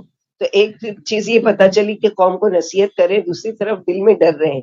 تو مہمان نوازی میں یہ بھی آتا ہے کہ اپنے مہمان کی عزت و عصمت اور اس کی یعنی جو بھی اس کو پروٹیکشن دینا، اس کی حفاظت کرنا. تو یہاں پر یہی دونوں چیزیں اس عنایتوں میں آ رہی ہیں کہ اپنی قوم کو بھی سمجھا رہے ہیں. لیکن قوم سرکش کیا کہتی ہے کہ تو اچھی طریقے سے جانتا ہے کہ ہمیں عورتوں میں کوئی انٹرسٹ نہیں ہے، یعنی ہم اپنے عمل سے باز نہیں آئیں گے. قال لو ان لی بكم قوة او آوی الى ركن شدید قالوا یا لوط انا رسل ربك لن يصلوا اليك فاسر باهلك بقطع من الليل ولا يلتفت منكم احد الا امرأتك انه مصيبها ما اصابهم ان موعدهم الصبح اليس الصبح بقریب. فرمایا کاش مجھ میں تم سے مقابلے کی طاقت ہوتی یا میں کسی زبردست کی پناہ میں ہوتا. فرشتوں نے کہا لوط علیہ السلام ہم تو آپ کے رب کے بھیجے ہوئے ہیں، یہ آپ تک پہنچ نہیں سکتے. یعنی وہ اتنے غمگین ہو رہے ہیں کہ اب میرے مہمانوں کا کیا ہوگا. تو فرشتے خود تسلی دے رہے ہیں آپ مت گھبرائیے، یہ ہم تک نہیں پہنچ پائیں گے، اور لہٰذا آپ اپنے گھر والوں کو لے کر آخر رات میں چلے جائیں، خبردار تم میں سے کوئی پیچھے مڑ کر بھی نہ دیکھے بجوز آپ کی بیوی کے، کہ اسے بھی وہی عذاب پہنچنے والا ہے جو ان سب کو پہنچے گا. یاد رکھو صبح کا وقت ان کے وعدے کا ہے، کیا صبح قریب نہیں ہے؟ نبی صلی اللہ علیہ وسلم نے فرمایا لوط علیہ السلام پر اللہ کی رحمت ہو، آپ کسی طاقتور کی پناہ لینا چاہتے تھے، یعنی آپ تعالیٰ کی. آپ کے بعد اللہ نے جو نبی بھیجا وہ طاقتور قوم ہی میں بھیجا. تو یہاں ایک چیز پتہ چل رہی ہے دوسرے کہ جیسے نوح علیہ السلام کے بیٹے کو وہ خود نہیں بچا پائے، اسی طرح یہاں پر لوط علیہ السلام کی بیوی ہے جو خیانت کرنے والی تھی. یعنی خیانت یہ نہیں کہ وہ مشرکہ تھی، بلکہ خیانت کیا کیا کرتی تھی کہ کوئی بھی اگر ان کے وہاں آتا تھا، جیسے یہ نوجوان آئے فرشتے انسانی شکل میں، تو جا کے اپنی قوم کو بتا دیا کہ ہمارے وہاں مہمان ایسے اور ایسے آئے، یعنی اپنے شوہر سے زیادہ وہ کیا ہے، اپنی قوم کی خیر خواہ، اپنی قوم کی یعنی بھلائی چاہنے والی. تو اسی لیے اللہ تعالیٰ نے یہاں پہلے ہی ان کو وہ کر دی کہ وہ تمہارے اہل میں نہیں ہے، اور اس کو کیا کیا جائے گا، یعنی وہ بھی عذاب میں مبتلا کی جائے گی، اس پر بھی عذاب آئے گا. فلما جاء امرنا جعلنا علیہا سافلا وامطرنا علیہا حجارۃ من سجیل منضود مسومۃ عند ربک وما ہی من الظالمین ببعید. پھر جب ہمارا عذاب آ پہنچا تو ہم نے شہر کو پلٹ دیا اور اس پر تہ بتہ کنکریلی پتھروں کی بارش کر دی جو آپ کے رب کے پاس سے نشان والے تھے، اور یہ عذاب ان ظالموں سے کچھ دور نہیں تھا. نبی صلی اللہ علیہ وسلم نے فرمایا اگر کسی کو لواطت کرتا دیکھو تو دونوں کو قتل کر دو، یعنی کوئی دو مرد ہے یا دو عورتیں اس طرح کی حرکتیں کر رہی ہیں تو اسلامی کنٹری میں قانون کیا ہے کہ دونوں کو قتل کر دیا جائے گا. اور عذاب ایسا آیا کہ اللہ سبحانہ و تعالیٰ نے یعنی سجیل یعنی سخت اور بڑا یہ پتھر قرینے سے عذاب کے لیے تیار کیے گئے تھے یا طے بتائے تھے جو یکے بعد دیگرے گر رہے تھے. ان پر لوگوں کے باقاعدہ نام لکھے تھے اور ہر پتھر اسی کے نام کا جس کا ہوتا تھا اس پر وہ گرتا اور وہ ہلاک ہو جاتا. اور ایک چیخ کی وجہ سے جو ایک فرشتے نے ایک پر کے کونے پر پوری بستی کو لے کر گئے اوپر، اور اوپر سے پورا نیچے پٹک دیا اور پھر پتھر کی بارش، یعنی اس قدر سخت. اسی لیے ایسے لواطت یعنی ایسے لوط علیہ السلام کی قوم کی طرح کا کوئی عمل کرنے والے ہومی سیکشولیٹی کے لیے سزا کیا ہے کہ ان کو پتھروں سے سنگزار کیا جائے، یا ان کو اوپر سے نیچے جیسے عذاب آیا تھا ویسے ان کو گرا دیا جائے، یا ان کو قتل کر دیا جائے یا جلا دیا جائے. وَإِلَى مَدْيَنَ أَخَاهُمْ شُعَيْبًا قَالَ يَا قَوْمِ اعْبُدُوا اللَّهَ مَا لَكُم مِّنْ إِلَٰهٍ غَيْرُهُ وَلَا تَنقُصُوا الْمِكْيَالَ وَالْمِيزَانَ إِنِّي أَرَاكُم بِخَيْرٍ وَإِنِّي أَخَافُ عَلَيْكُمْ عَذَابَ يَوْمٍ مُحِيطٍ. ہم نے مدین والوں کی طرف ان کے بھائی شعیب علیہ السلام کو بھیجا، انہوں نے فرمایا اے قوم اللہ کی عبادت کرو، تمہارا اس کے سوا کوئی اور معبود نہیں، اور ناپ تول میں کمی نہ کرو. میں تمہیں خوشحال دیکھتا ہوں اور مجھے تم پر ایک ایسے دن کا عذاب جو جامع مصائب ہوگا ڈرتا ہوں. مدین ایک قبیلہ ہے جو حجاز و شام کے درمیان معان کے قریب آباد تھا. جس علاقے میں یہ قبیلہ آباد تھا اس کا نام بھی مدین پڑ گیا. اللہ نے اس علاقے کے باشندوں کی طرف شعیب علیہ السلام کو نبی بنا کر بھیجا. آپ ان میں اونچے نسب و خاندان کے تھے، چونکہ آپ اسی قوم میں سے تھے اسی لیے اخاہم کا لفظ استعمال کیا.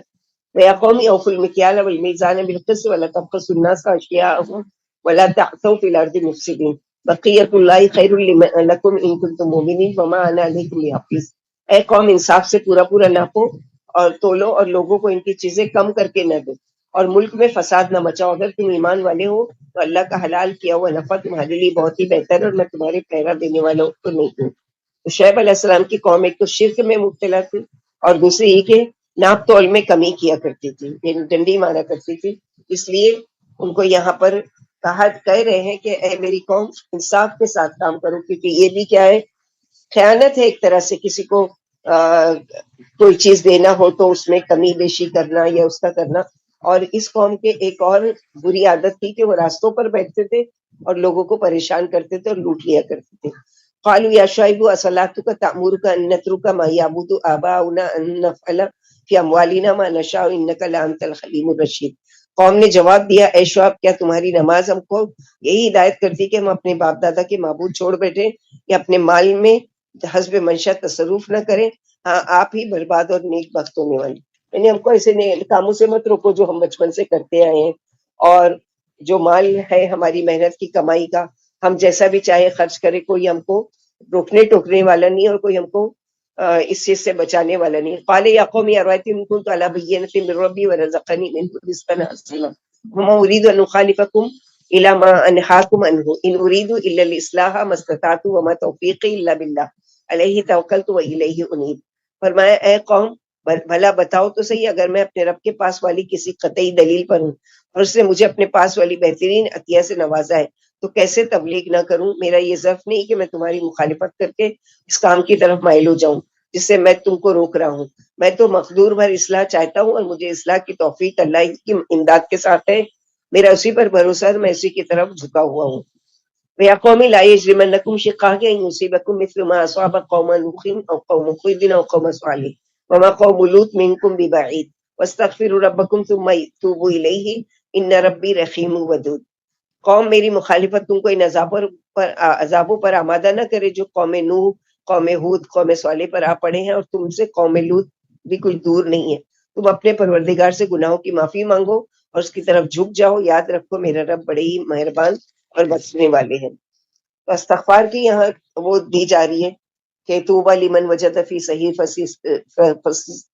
استغفار کثیرا، کہ خوشخبری ہے جنت میں ان لوگوں کے لیے جنت کی کہ جن کے نام اعمال میں سب سے زیادہ کثرت سے استغفار ہوگا۔ تو استغفار ایک ایسی بڑی نعمت ہے کہ جیسے سورہ نوح میں ہم پڑھیں گے کہ فَقُلْتَ اسْتَغْفِرُوا رَبَّكُمْ إِنَّهُ كَانَ غَفَّارًا۔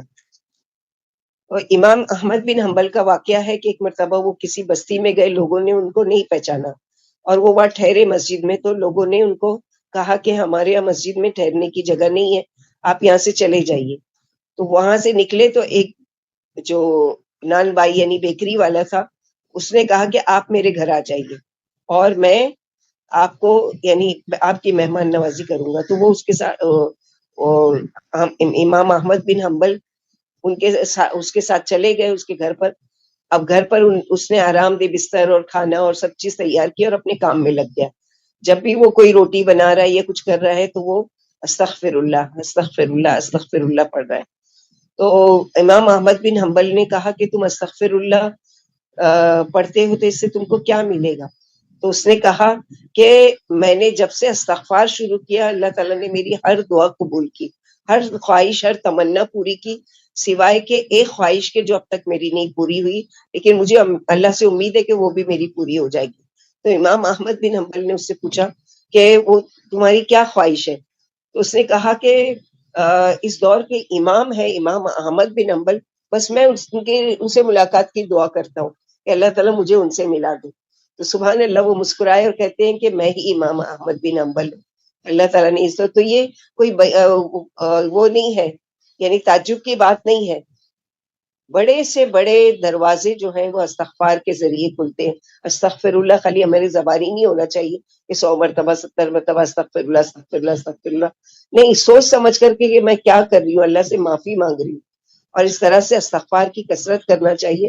آپ صلی اللہ علیہ وسلم کم از کم دن میں 70 مرتبہ سے زیادہ استغفار کرتے تھے، جبکہ آپ تو بالکل بھی گناہوں سے معصوم تھے۔ تو ہمارے لیے کیا ہے کہ ہم چلتے پھرتے مثلاً آج کل کچن میں زیادہ بزی ہوتے ہیں، تو آپ کچھ سن بھی رہے ہیں، آپ کچھ کر بھی رہے ہیں، ساتھ میں استغفر اللہ استغفر اللہ استغفر اللہ، کہ اپنی نامہ اعمال میں کثرت سے میں استغفار لکھوں۔ تو بڑی برکت ہے، یہاں پر یہی بتایا جا رہا ہے کہ تم استغفار کرو گے تو تم سے کیا ہوگا، عذاب کو ٹال دیا جائے گا۔ تو ہمارے لیے بھی استغفار کرنے کا فائدہ ہے کہ مصیبتیں ہم سے ٹل جائیں گی۔ قالوا یا شعیب ما نفقہ كثيرا مما تقول وإنا لنراك فينا ضعيفا ولولا رحمتك لرجمناك وما أنت علينا بعزيز قال يا قوم أرهطي آخر أعز عليكم من الله واتخذتموه وراءكم ظهريا إن ربي بما تعملون محيط۔ قوم نے جواب دیا کہ شعیب آپ کی اکثر باتیں تو ہماری سمجھ ہی سے باہر ہیں، اور ہم تو آپ کو اپنے اندر کمزوری دیکھتے ہیں، اگر آپ کا خاندان نہ ہوتا تو ہم آپ کو سنسار کر دیتے، ہماری نگاہ میں آپ کچھ عزت والے نہیں ہیں۔ فرمایا اے قوم کیا تمہارے خیال میں میرے خاندان والے اللہ سے بھی زیادہ عزت والے ہیں اور تم نے اللہ کو پیٹ پیچھے ڈال دیا تھا؟ یقین مانو میرا رب تمہارے تمام کام گھیرے ہوئے۔ یعنی خاندان کی تو فکر تھی کہ اگر ان کو سزا دیتے تو ان کے خاندان والوں کو یعنی مشکل ہو جائے گی، لیکن اللہ کا ڈر نہیں ہے کہ اللہ سے ڈر کر یہ توبہ کریں اور اپنے نبی کی بات مان لیں۔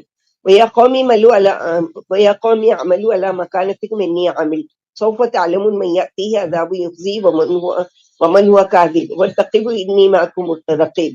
وَلَمَّا جَاءَ أَمْرُنَا نَجَّيْنَا شُعَيْبًا وَالَّذِينَ آمَنُوا مَعَهُ بِرَحْمَةٍ مِنَّا وَأَخَذَتِ الَّذِينَ ظَلَمُوا الصَّيْحَةُ فَأَصْبَحُوا فِي دِيَارِهِمْ جَاثِمِينَ كَأَن لَّمْ يَغْنَوْا فِيهَا أَلَا بُعْدًا لِّمَدْيَنَ كَمَا بَعِدَتْ ثَمُودُ۔ اے قوم تم بھی اپنی جگہ پر عمل کیے جاؤ، میں بھی عمل کر رہا ہوں، تم کو جلدی معلوم ہو جائے گا کہ کس پر رسوا کر دینے والا عذاب آتا ہے، اور کون جھوٹا ہے۔ تم بھی انتظار کرو اور میں بھی تمہارے ساتھ انتظار کر رہا ہوں، اور جب ہمارا عذاب آ پہنچا تو ہم نے اپنی رحمت سے شعیب علیہ السلام کو اور ان کے ساتھ والے ایمان والوں کو بچا لیا، اور ظالموں کو ایک کڑک دار آواز نے آ پکڑا اور وہ اپنے گھروں میں گھٹنوں کے بل مرے کے مرے رہ گئے۔ کیا وہ گویا وہ ان میں کبھی آبادی نہ تھے۔ سن لو، قوم مدین بھی رحمت سے دور ہوئی جیسے سمودی دور ہوئے تھے، یعنی پہلے کے جن انبیاؤں کو جن لوگوں نے جھٹلایا ان پر جیسا عذاب ویسا ہی شعیب علیہ السلام کی قوم پر بھی اللہ کا عذاب آیا۔ وَلَقَدْ أَرْسَلْنَا مُوسَىٰ بِآيَاتِنَا وَسُلْطَانٍ مُّبِينٍ إِلَىٰ فِرْعَوْنَ وَمَلَئِهِ فَاتَّبِعُوا أَمْرَ فِرْعَوْنَ وَمَا أَمْرُ فِرْعَوْنَ بِرَشِيدٍ يَقْدُمُ قَوْمَهُ يَوْمَ الْقِيَامَةِ فَأَوْرَدَهُمُ النَّارَ وَبِئْسَ الْوِرْدُ الْمَوْرُودُ وَأُتْبِعُوا فِي هَٰذِهِ لَعْنَةٌ وَيَوْمَ الْقِيَامَةِ بِئْسَ الرِّفْدُ الْمَرْفُودُ۔ دیکھو ہم نے موسیٰ علیہ السلام کو اپنی نشانیوں اور کھلی دلیلوں کے ساتھ رسول بنا کر فرعون کی اور اس کے سرداروں کی طرف بھیجا، لیکن لوگ فرعون کے حکم کی پیروی کرتے رہے، حالانکہ اس کا حکم ٹھیک نہیں تھا۔ قیامت کے دن یہ اپنی قوم کے آگے آگے ہوگا اور انہیں دوزخ میں جا ڈھکیلے گا، اور وہ بدترین گھاٹ ہے جس میں وہ داخل کیے جائیں گے، اور اس پر دنیا میں بھی پھٹکار ڈال دی گئی، اور قیامت کے دن بھی وہ بدترین انعام ہے جو انہیں دیا جائے گا۔ اللہم احفظنا منہم، اللہم اغفر لنا من عذابک، ذالک من انباء القری نقصها علیک منها قائم وحصید، وما ظلمناہم ولکن ظلموا انفسہم فما اغنت عنہم آلہتہم التی یدعون من دون اللہ من شیء لما جاء امرنا وما زادوہم غیر تتبیب۔ یہ ان آبادیوں کی کچھ خبریں ہیں جو ہم اپنے آپ سے بیان کر رہے ہیں، ان میں سے کچھ تو موجود ہے اور کچھ فنا ہو گئی۔ ہم نے ان پر ظلم نہیں کیا، البتہ انہوں نے خود اپنے اوپر ظلم کیا۔ پھر جب آپ کے رب کا عذاب آ گیا تو ان کے معبود ان کے کچھ کام نہ آ سکے جن کو وہ اللہ کو چھوڑ کر پکارا کرتے تھے، بلکہ انہوں نے ان کے نقصان ہی میں اضافہ کیا۔ یہاں پر اللہ تعالیٰ دکھا رہے ہیں کہ ہر دور میں کچھ بستیاں ایسی ہیں کہ ان کے نشانات آج بھی موجود ہیں، جیسے قوم صالح ہے تو مدین کی طرف یہ ساری چیزیں موجود ہیں، اور کچھ ایسے کہ بالکل ان کا نام و نشان بھی مٹا دیا گیا۔ وَكَذَلِكَ اخذ ربک اذا اخذ القری وہی ظالمہ ان اخذہ علیم شدید۔ آپ کے رب کے پکڑنے کا یہی طریقہ ہے، جب وہ کسی ظالم بستی کو پکڑتے ہیں تو اس طرح پکڑتے ہیں کہ اللہ کی پناہ، اس کی پکڑ بڑی دردناک اور کڑی ہے، جیسے کہ سورہ بروج میں آتا ہے ان بطش ربک لشدید، بے شک تیرے رب کی پکڑ بڑی سخت ہے۔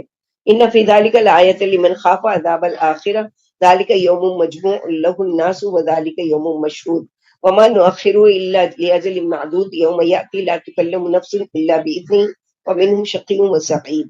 یقیناً ان واقعات میں آخرت کے عذاب سے ڈرنے والوں کے لیے بڑی عبرت ہے۔ یہ وہ دن ہوگا جس میں تمام لوگ جمع ہوں گے، اور یہ وہ دن ہوگا جس دن سب موجود ہوں گے۔ ہم نے صرف ایک مقررہ مدت تک کے لیے اسے پیچھے ہٹا لیا ہے، جب یہ دن آ جائے گا تو اللہ کی اجازت کے بغیر کوئی لب بھی نہیں ہلا سکے گا، پھر لوگوں میں سے کوئی تو خوش قسمت ہوگا اور کوئی بدبخت ہوگا۔ اللہ سبحانہ وتعالیٰ سے خوش قسمتی کی دعا کرنا چاہیے کہ اللہم ان کنت کتبتنا اشقیا فمحنا واکتبنا من السعداء وان کنت کتبتنا من السعداء فثبتنا وعندک ام الکتاب۔ اللہ تعالیٰ اگر آپ نے ہم کو نیکوکاروں میں لکھا ہے تو اس کو محفوظ رکھنا، اس کو نہیں مٹانا، لیکن اگر آپ نے ہمیں بدبختوں میں لکھا ہے، گناہگاروں میں لکھا ہے، شقی میں لکھا ہے، تو اللہ تعالیٰ اس کو مٹا کر ہمارے لیے اس کو سعید میں یعنی اچھے نیکوکاروں میں لکھ دیجیے، آمین یا رب العالمین۔ فاما الذین شقوا ففی النار لهم فیہا زفیر وشہیق خالدین فیہا ما دامت السماوات والارض الا ما شاء ربک ان ربک فعال لما یرید۔ لیکن جو بد نصیب ہیں جہنم کی آگ میں ہوں گے، جہاں وہ گھسٹ گھسٹ کر اور چیخ چیخ کر روئیں گے، اور اس میں ہمیشہ ہمیشہ رہیں گے جب تک کہ آسمان و زمین قائم ہے، مگر جس قدر آپ کے رب کو منظور ہوگا، بلا شبہ آپ کا رب جو چاہے کر گزرنے والا ہے۔ یعنی اللہ چاہے تو معاف کر دے ان کو، ان کی کوئی نیکیوں کو دیکھ کر، اور اللہ چاہے تو ان کی سخت پکڑ کرے، یہ اللہ کی مشیت پر ہے۔ وَأَمَّا الَّذِينَ سُعِدُوا فَفِي الْجَنَّةِ خَالِدِينَ فِيهَا مَا دَامَتِ السَّمَاوَاتُ وَالْأَرْضُ إِلَّا مَا شَاءَ رَبُّكَ عَطَاءً غَيْرَ مَجْذُوذٍ۔ لیکن جو خوش نصیب ہیں اور جنت میں ہمیشہ ہمیشہ رہیں گے جب تک کہ آسمان و زمین قائم ہے، مگر جو آپ کے رب کو منظور ہوگا، اور انہیں نہ ختم ہونے والی بخشش عطا فرمائے۔ اللہم اجعلنا منہم۔ ولا تك في مرية مما يعبد هؤلاء ما يعبدون إلا كما يعبد آباؤهم من قبل وإنا لموفوهم نصيبهم غير منقوص لقد آتينا موسى الكتاب فاختلف فيه ولولا كلمة سبقت من ربك لقضي بينهم وإنهم لفي شك منه مريب وإن كلا لما ليوفينهم ربك أعمالهم إنه بما يعملون خبير۔ لہذا آپ کو ان کی طرف سے جنہیں یہ پوج رہے ہیں شک میں نہیں رہنا چاہیے، جس طرح ان سے پہلے بتوں کو ان کے باپ دادا پوچھتے تھے اسی طرح یہ پوچھ رہے ہیں، اور ہم انہیں ان کا مکمل حصہ بلا کسی کمی کے ضرور دے کر رہیں گے۔ دیکھو ہم نے موسیٰ علیہ السلام کو کتاب دی، پھر اس میں اختلاف ڈال دیا گیا، اور اگر آپ کے رب کی بات پہل نہ کر چکی ہوتی تو کبھی کا ان کا فیصلہ کر دیا جاتا۔ بلا شبہ اس کی طرف سے ایسے شبہ میں ہے جو انہیں تردد میں ڈالے ہوئے ہیں۔ آپ کا رب ہر ایک کو اس کے عملوں کا پورا پورا بدلہ دیں گے جب وہ اس کے پاس جائیں گے، یقیناً اللہ اس کے عملوں سے خوب خبردار ہے۔ فاستقم كما أمرت ومن تاب معك ولا تطغوا إنه بما تعملون بصير ولا تركنوا إلى الذين ظلموا فتمسكم النار وما لكم من دون الله من أولياء ثم لا تنصرون۔ آپ اور آپ کے ساتھ جو توبہ کر چکے ہیں اسی پر جمے رہیں جس کا آپ کو حکم دیا گیا، اور حد سے آگے نہ بڑھو۔ یاد رکھو اللہ تمہارے عمل اچھی طرح سے دیکھ رہے ہیں، ظالموں کی طرف نہ جھکو ورنہ تمہیں بھی آگ کا شعلہ لپٹ جائے گا، اور تمہارا اللہ کے سوا کوئی حمایتی نہ ہوگا اور نہ تمہاری کوئی مدد کی جائے گی۔ یعنی مشرکین مکہ کو بھی بتایا جا رہا ہے کہ یہ ساری چیزیں تم کو اس لیے پڑھ کر سنائی جا رہی ہے تاکہ تم یہ سمجھو۔ واقیم الصلاۃ طرفی النہار وزلفا من اللیل ان الحسنات یذہبن السیئات ذلک ذکری للذاکرین واصبر فإن اللہ لا یضیع اجر المحسنین۔ آپ دن کے دونوں طرفوں میں نماز قائم رکھیں اور رات کی ساعتوں میں بھی یاد رکھو نیکیاں برائیوں کو مٹا دیتی، نصیحت ماننے والوں کے لیے یہ نصیحت ہے، آپ صبر کیجئے، بلا شبہ اللہ محسنوں کا اجر ضائع نہیں فرماتے۔ دن کی دو طرفوں سے صبح اور مغرب کی نماز مراد ہے، یا پہلے سرے سے صبح کی اور دوسرے سرے سے ظہر اثر کی نماز مراد ہے؟ اسی طرح رات کی ساعتوں سے عشاء کی نماز مراد ہے یا مغرب و عشاء کی؟ نبی صلی اللہ علیہ وسلم نے فرمایا مغرب و عشاء کی نمازیں رات کی نمازیں ہیں۔ یہ بھی احتمال ہے کہ صبح شام کی نمازیں ہی مراد ہے، کیونکہ معراج سے پہلے صبح ہی شام کی نمازیں فرض تھی اور رات میں آپ پر اور آپ کی امت پر تہجد فرض تھا۔ پھر پنجگانہ نماز کی فرضیت نے یہ حکم منسوخ کر دیا۔ یہ احتمال اس صورت میں کہ جب یہ معلوم ہو جائے کہ یہ آیت معراج کے واقعے سے پہلے کی ہے، کیونکہ یہ سورہ مکی ہے۔ علی رضی اللہ عنہ فرماتے جب میں نبی صلی اللہ علیہ وسلم سے کوئی حدیث سنتا تو مجھے اس سے جس قدر اللہ کو منظور ہوتا فائدہ پہنچتا، اور جب کوئی مجھ سے آپ کی حدیث بیان کرتا تو میں اس سے قسم کھلوا کر تصدیق کر لیتا۔ ایک دفعہ ابو بکر نے مجھ سے حدیث بیان کی، آپ تو صدیق ہیں ہی، بھلا آپ کی صداقت میں کیا کلام ہو سکتا ہے کہ میں نے آپ سے سنا آپ فرماتے تھے کہ جس مسلمان سے کوئی گناہ ہو جائے پھر وہ وضو کرے اور 2 رکعت نماز پڑھ لے تو یقیناً اللہ اس کا گناہ معاف کر دیں گے۔ عثمان رضی اللہ عنہ نے صحابہ کو رحمت عالم کا سب وضو کر کے دکھایا، پھر فرمایا میں نے آپ کو اسی طرح وضو کرتے ہوئے دیکھا ہے۔ آپ نے فرمایا جس نے میرے اس وضو کی طرح وضو کر کے دل لگا کر 2 رکعت نماز پڑھ لی اس کے تمام پہلے گناہ معاف کر دیے جائیں گے۔ نبی صلی اللہ علیہ وسلم نے معاذ رضی اللہ عنہ سے فرمایا کہ برائی کے بعد نیکی کر لو، نیکی برائی کو مٹا دے گی، اور لوگوں سے اچھے اخلاق سے پیش لو۔ یعنی اللہ مخلصوں کے اعمال کو ضائع نہیں کرتے بلکہ قیامت کے دن اس کو پورا پورا بدلہ دیا جائے گا۔ تو یہاں پر اللہ سبحانہ وتعالیٰ نے آگے بھی جیسے آئے گا کہ 5 وقت کے نماز کی پابندی بتائی ہے، تو نماز ہم کو کس طرح سے پڑھنی ہے۔ کبھی تصور کریں کہ کسی اسکول میں آپ گئے ہیں اور وہ ٹیچر وہ بچہ کوئی ہے وہ سبق سنا رہا ہے، کیسا کھڑا ہوتا ہے وہ؟ ہاتھ باندھ کر اور نیچے نگاہ کر کے اور وہ سبق سنا رہا ہوتا ہے کہ کہیں مجھ سے کوئی غلطی نہیں ہو جائے، ڈر کے ساتھ اور اپنے کانفیڈنس کے ساتھ کہ مجھے یاد ہے یہ سبق۔ تو ہم بھی جب نماز میں کھڑے ہوتے ہیں تو ہاتھ باندھتے ہیں اللہ کے سامنے، تو وہ تصور کریں جیسے ہم سے پہلے کہ یہ تصور کریں کہ اللہ کو ہم دیکھ رہے ہیں، اگر نہیں تو اللہ ہم کو دیکھ رہے ہیں۔ اگر یہ بھی نہیں کر سکتے تو ایسا کریں کہ جیسے کوئی بچہ سبق سناتا ہے ایسے ہم اللہ تعالیٰ کا کلام اللہ کو سنا رہے کہ یار اب یہ ٹھیک ہے کہ نہیں، یا اللہ ہم صحیح پڑھ رہے ہیں یا نہیں، اس طرح کی کیفیت ہونا چاہیے۔ دوسری چیز ہے اگر کوئی گناہ ہو جائے تو فوراً کی فوراً کوئی نہ کوئی نیکی کا کام کر لیں۔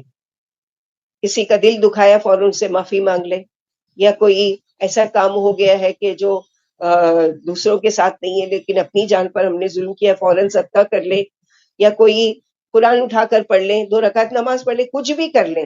اللہ سبحانہ و تعالیٰ کیا کرتے ہیں؟ ان الحسنات یذہبن السیئات، وہ نیکی جو ہے وہ تمہارے اس گناہ کو لے جائے گی، اور پھر اس کے ساتھ استغفار بھی، کہ پتہ نہیں ایسا کوئی گناہ تو نہیں ہو گیا کہ جو اتنا بڑا ہے کہ وہ استغفار کے بغیر توبہ کے بغیر معاف نہیں ہوتا۔ تو ابو بکر رضی اللہ عنہ جو حدیث بیان کی کہ 2 رکعت یعنی وضو اچھی طریقے سے کریں، 2 رکعت نماز پڑھ لے، اللہ سے سچے دل سے توبہ کر لے، اللہ تعالیٰ اس کے گناہوں کو معاف کر دیں گے۔ اور لوگوں سے بیان کرتا نہ پھرے کہ اللہ نے اس کے گناہ پر پردہ ڈالا اور وہ لوگوں کو کہے کہ مجھ سے یہ ہو گیا اور ایسا ہو گیا، الا یہ کہ کوئی اگر کسی سے فتویٰ پوچھنا ہے تو وہ ایک الگ چیز ہے، فلولا كان من القرون من قبلكم أولو بقية ينهون عن الفساد في الأرض إلا قليلا ممن أنجينا منهم واتبع الذين ظلموا ما أترفوا فيه وكانوا مجرمين وما كان ربك ليهلك القرى بظلم وأهلها مصلحون. کہ تم میں پہلے زمانے کے لوگوں میں سے ایسے ہی ذی اثر لوگ کیوں نہیں آئے جو ملک میں فساد سے لوگوں کو روکتے، علاوہ ان گنتی کے لوگوں کے جن کو ہم نے ان میں سے بچا لیا تھا، اور ظالم اسی کی پیروی کرتے رہے جس میں انہیں آسودگی دی گئی تھی اور وہ تھے ہی مجرم۔ آپ کا رب ایسا نہیں ہے کہ وہ آبادیوں کو ظلم سے تباہ کرے اور ان کے باشندے اصلاح کرنے والے ہوں۔ یعنی کوئی اللہ سبحانہ وتعالیٰ کے تو ظلم خود حرام ہے، تو ایسا نہیں ہے کہ بہت اچھے لوگ ہیں اور ان پر عذاب آ رہا ہے، اللہ یہ کہ اللہ سبحانہ وتعالیٰ کی جو بھی مشیت ہو اللہ بہتر جانتے ہیں۔ وَلَوْ شَاءَ رَبُّكَ لَجَعَلَ النَّاسَ أُمَّةً وَاحِدَةً وَلَا يَزَالُونَ مُخْتَلِفِينَ إِلَّا مَن رَحِمَ رَبُّكَ وَلِذَلِكَ خَلَقَهُمْ وَتَمَّتْ كَلِمَةُ رَبِّكَ لَأَمْلَأَنَّ جَهَنَّمَ مِنَ الْجِنَّةِ وَالنَّاسِ أَجْمَعِينَ۔ اگر آپ کے رب کو منظور ہوتا تو سب کو ایک ہی طریقے کا بنا دیتے اور لوگ اختلاف کرتے ہی رہیں گے، مگر جن پر آپ کا رب رحم کرے اللہ نے انہیں اسی لیے پیدا کیا، اور آپ کے رب کی یہ بات پوری ہو گئی کہ جہنم جنوں اور انسانوں سے بھر دوں گا۔ اللہ لا تجعلنا منہم، ایسے انسانوں میں سے ہم کو نہ بنائے کہ جس میں۔ اور اسی طرح نبی صلی اللہ علیہ وسلم نے فرمایا جنت و جہنم میں بات چیت ہوئی، جنت بولی مجھ میں کمزور اور گرے پڑے لوگ ہی ہیں ہوتے ہیں، جہنم بولی مجھے اونچی ناک والے سخت گیر اور متکبرین ہیں۔ اللہ نے جنت سے فرمایا تو میری رحمت ہے، میں جسے چاہوں گا تو اس پر تجھے رحم دے کر رحم فرماؤں گا، اور دوزخ سے فرمایا تو میرا عذاب ہے، میں تجھے دے کر جس سے چاہوں گا انتقام لوں گا، اور تم میں سے ہر ایک بھر دی جائے گی۔ جنت میں جگہ خالی ہی رہے گی، آخرکار اللہ اس کے لیے ایک مخلوق پیدا فرمائیں گے جو اس کی خالی جگہ کو آباد کریں گے۔ اور جہنم حل من مزید، حل من مزید کہہ رہی ہوگی، یعنی اور ڈالو میرے اندر، اور ڈالو کا نعرہ لگا رہی ہوگی۔ آخرکار اللہ تعالیٰ اپنا قدم مبارک رکھیں گے، پھر وہ چیخ پڑے گی کہ یا رب آپ کے عزت کی قسم، بس بس، یعنی اب میں بھر گئی۔ وَكُلًّا نَقُصُّ عَلَيْكَ مِنْ أَنْبَاءِ الرُّسُلِ مَا نُثَبِّتُ بِهِ فُؤَادَكَ وَجَاءَكَ فِي الْحَادِي الْحَقُّ وَمَوْعِظَةٌ وَذِكْرَىٰ لِلْمُؤْمِنِينَ۔ ہم آپ کے سامنے نبیوں کے تمام حالات آپ کی تسکین تباہ کے لیے بیان کر رہے ہیں، آپ کے پاس اس صورت میں بھی حق آ چکا ہے جو ایمان والوں کے لیے وہ نصیحت ہے۔ وَقُلْ لِلَّذِينَ لَا يُؤْمِنُونَ اعْمَلُوا عَلَىٰ مَكَانَتِكُمْ إِنَّا عَامِلُونَ وَانتَظِرُوا إِنَّا مُنتَظِرُونَ۔ اور جو ایمان نہیں لاتے آپ ان سے فرما دیجئے کہ تم اپنے طریقے پر عمل کیے جاؤ، ہم بھی عمل کر رہے ہیں، اور تم بھی انتظار کرو، ہم بھی انتظار کرتے ہیں۔ وَلِلَّهِ غَيْبُ السَّمَاوَاتِ وَالْأَرْضِ وَإِلَيْهِ يُرْجَعُ الْأَمْرُ كُلُّهُ فَاعْبُدُوهُ وَتَوَكَّلْ عَلَيْهِ وَمَا رَبُّكَ بِغَافِلٍ عَمَّا تَعْمَلُونَ۔ اور آسمان و زمین کا غیب اللہ ہی کے ذات کے لیے مخصوص ہے، اور تمام کاموں کا وہی مرجع ہے، لہٰذا آپ اسی کی عبادت کریں اور اسی پر بھروسہ رکھیں، اور آپ کا رب تمہارے کاموں سے بے خبر نہیں ہے۔ الحمدللہ الذی بنعمتہ تتم الصالحات، سورہ ہود مکمل ہوئی۔ اب ایک اور نبی کے نام پر سورہ ہے، جیسے سورہ یونس، سورہ ہود، یہ دو انبیاءوں کے بارے میں پڑھ چکے انبیاءوں کے نام پر۔ اب یہ تیسری سورہ جو ہے سورہ یوسف، یہ بھی نبی یوسف علیہ السلام کے اس پر ہے۔ ابن عباس فرماتے ایک دفعہ نبی صلی اللہ علیہ وسلم یہ سورت پڑھ رہے تھے، یہودیوں کی ایک جماعت نے آپ کی زبان مبارک سے یہ سورت سنی اور مسلمان ہو گئے، کیونکہ ان کے دین میں بھی یوسف علیہ السلام کے واقعہ اسی طرح مذکور تھا۔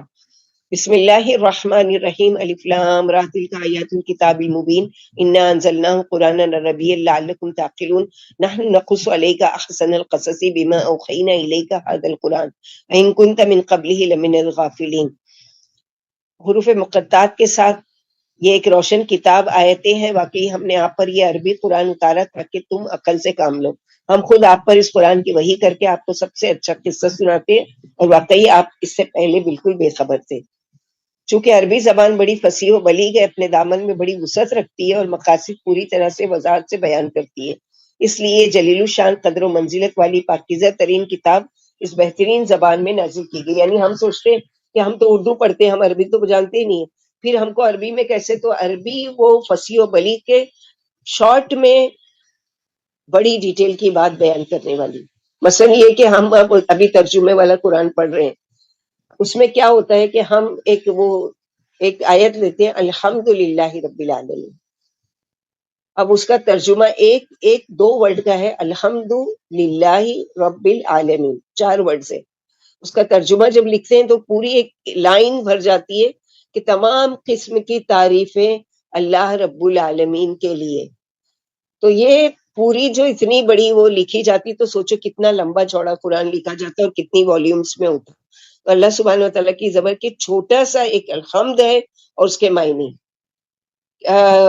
یعنی طویل اس میں ہم پڑھتے ہیں. تو اللہ تعالیٰ نے جو اتارا اور آسان بھی کیا کہ آج ہماری لینگویج عربی نہیں ہے لیکن ہم آسانی سے اس کو پڑھ پاتے ہیں. اذ قال یوسف، اور دوسری چیز اس میں بتائے گی کہ احسن القصص، یعنی تمام قصوں میں سب سے بہترین قصہ ہم بیان کرتے ہیں آپ سے یوسف علیہ السلام کے بارے میں. اذ قال یوسف لابیہ یا ابت انی رأیت احد عشر کوکبا والشمس والقمر رأیتم لی ساجدین. جب یوسف علیہ السلام نے اپنے والد سے کہا ابا جان میں نے خواب میں 11 تاروں کو اور سورج چاند کو دیکھا ہے، میں نے انہیں دیکھا ہے کہ وہ مجھے سجدہ کر رہے ہیں. تو یہاں پر جو ہے اللہ تعالیٰ یوسف علیہ السلام کا قصہ بیان کر رہے ہیں کہ آپ یعقوب بن اسحاق بن ابراہیم کے فرزند رشید ہیں. اللہ نے آپ کو بھی منصب نبوت سے سرفراز فرمایا. رسول اللہ صلی اللہ علیہ وسلم نے آپ کو کریم ابن کریم ابن کریم ابن کریم کہا. کیوں کہا؟ کہ یہ سارے ہی باپ دادا انبیاؤں میں سے ہیں. یعنی یوسف علیہ السلام، ان کے ابا یعقوب علیہ السلام، ان کے باپ اسحاق علیہ السلام، ان کے باپ ابراہیم علیہ السلام. تو یہ سارے کے سارے نبیوں میں چنے گئے تھے. یوسف علیہ السلام کا واقعہ اس طرح سے ہے کہ یہ 2 ماؤں کی اولاد ہے. یعنی یعقوب علیہ السلام کی 2 بیویاں تھی، ایک کے 10 بیٹے تھے ایک ماں سے، اور یہ دوسری ماں سے تھے یوسف اور بنیامین. یہ 2 سگے بھائی تھے اور باقی 2 دوسری 10 جو تھے وہ دوسری ماؤں سے تھے. تو یہاں پر یہی بتایا گیا کہ کس طرح وہ اپنا خواب بیان کر رہے ہیں. اور آگے یعقوب علیہ السلام ان کو خواب کیا بیان کر رہے ہیں کہ ابا جان میں نے خواب میں دیکھا ہے کہ سورج چاند کو دیکھا اور 11 تاروں کو دیکھا کہ وہ مجھے سجدہ کر رہے ہیں. تو یعقوب علیہ السلام ان کو کیا کہہ رہے ہیں؟ قال یا بنی لا تقصص رؤیاک علی اخوتک فیکیدوا لک کیدا ان الشیطان للانسان عدو مبین. میں بیٹا اپنا خواب بھائیوں سے، یعنی یہ جو سوتیلے بھائی ہیں ان سے بیان نہ کرنا، کہیں وہ تمہارے ساتھ کوئی فریب نہ کرے، بلا شبہ شیطان انسان کا کھلا دشمن ہے. یعنی یہ اچھا خواب ہے اور خوشخبری ہے، اور اگر اس کو بیان کرو گے تو کیا ہے، ایک تو یہ کہ وہ چیز یعنی حسد کرنے والے کیا ہے اس پر حسد کریں گے، یہ تو بہت ہی اچھا خواب ہے اور اس کو کیوں آیا، اور پھر بد دعائیں کریں گے، ہو سکتا ہے کہ اس کو یہ چیز نہیں ملے. یہ ساری چیزیں تو یہاں پر منع کر رہے ہیں ایک اسباب کے طور پر. یہ نہیں ہے کہ اللہ کے نبی ہیں یعقوب علیہ السلام ان کو ڈر ہو رہا ہے کہ ان لوگ نقصان پہنچائیں گے، نہیں، بلکہ ایک احتیاط کے طور پر. جیسے کہ اللہ کے نبی صلی اللہ علیہ وسلم نے فرمایا کہ نعمتوں کا جب تک مکمل نہیں ہو جائے جب تک لوگوں سے ذکر نہیں کیا کرو، کیونکہ حسد کرنے والے کیا کرتے ہیں کہ حسد کرتے ہیں اور اس پر نظر بد لگاتے ہیں، اور اس کی وجہ سے کیا ہے وہ اچھی والی نعمت بھی اس سے دور ہو جاتی ہے. پھر خواب کا جو ذکر کیا گیا ہے تو خواب 3 طرح کے ہوتے ہیں. ایک ہوتا ہے اچھا خواب جو اللہ کی طرف سے خوشخبری ہوتی ہے، اور یہ خواب کسی تعبیر بتانے والے عالم کو یا مخلص لوگوں کو ہی بتانا چاہیے جو آپ سے حسد نہ کرتے ہوں، اور اس خواب کو دیکھ کر اللہ کا شکر ادا کرنا چاہیے کہ اللہ الحمدللہ میں نے اچھا خواب دیکھا.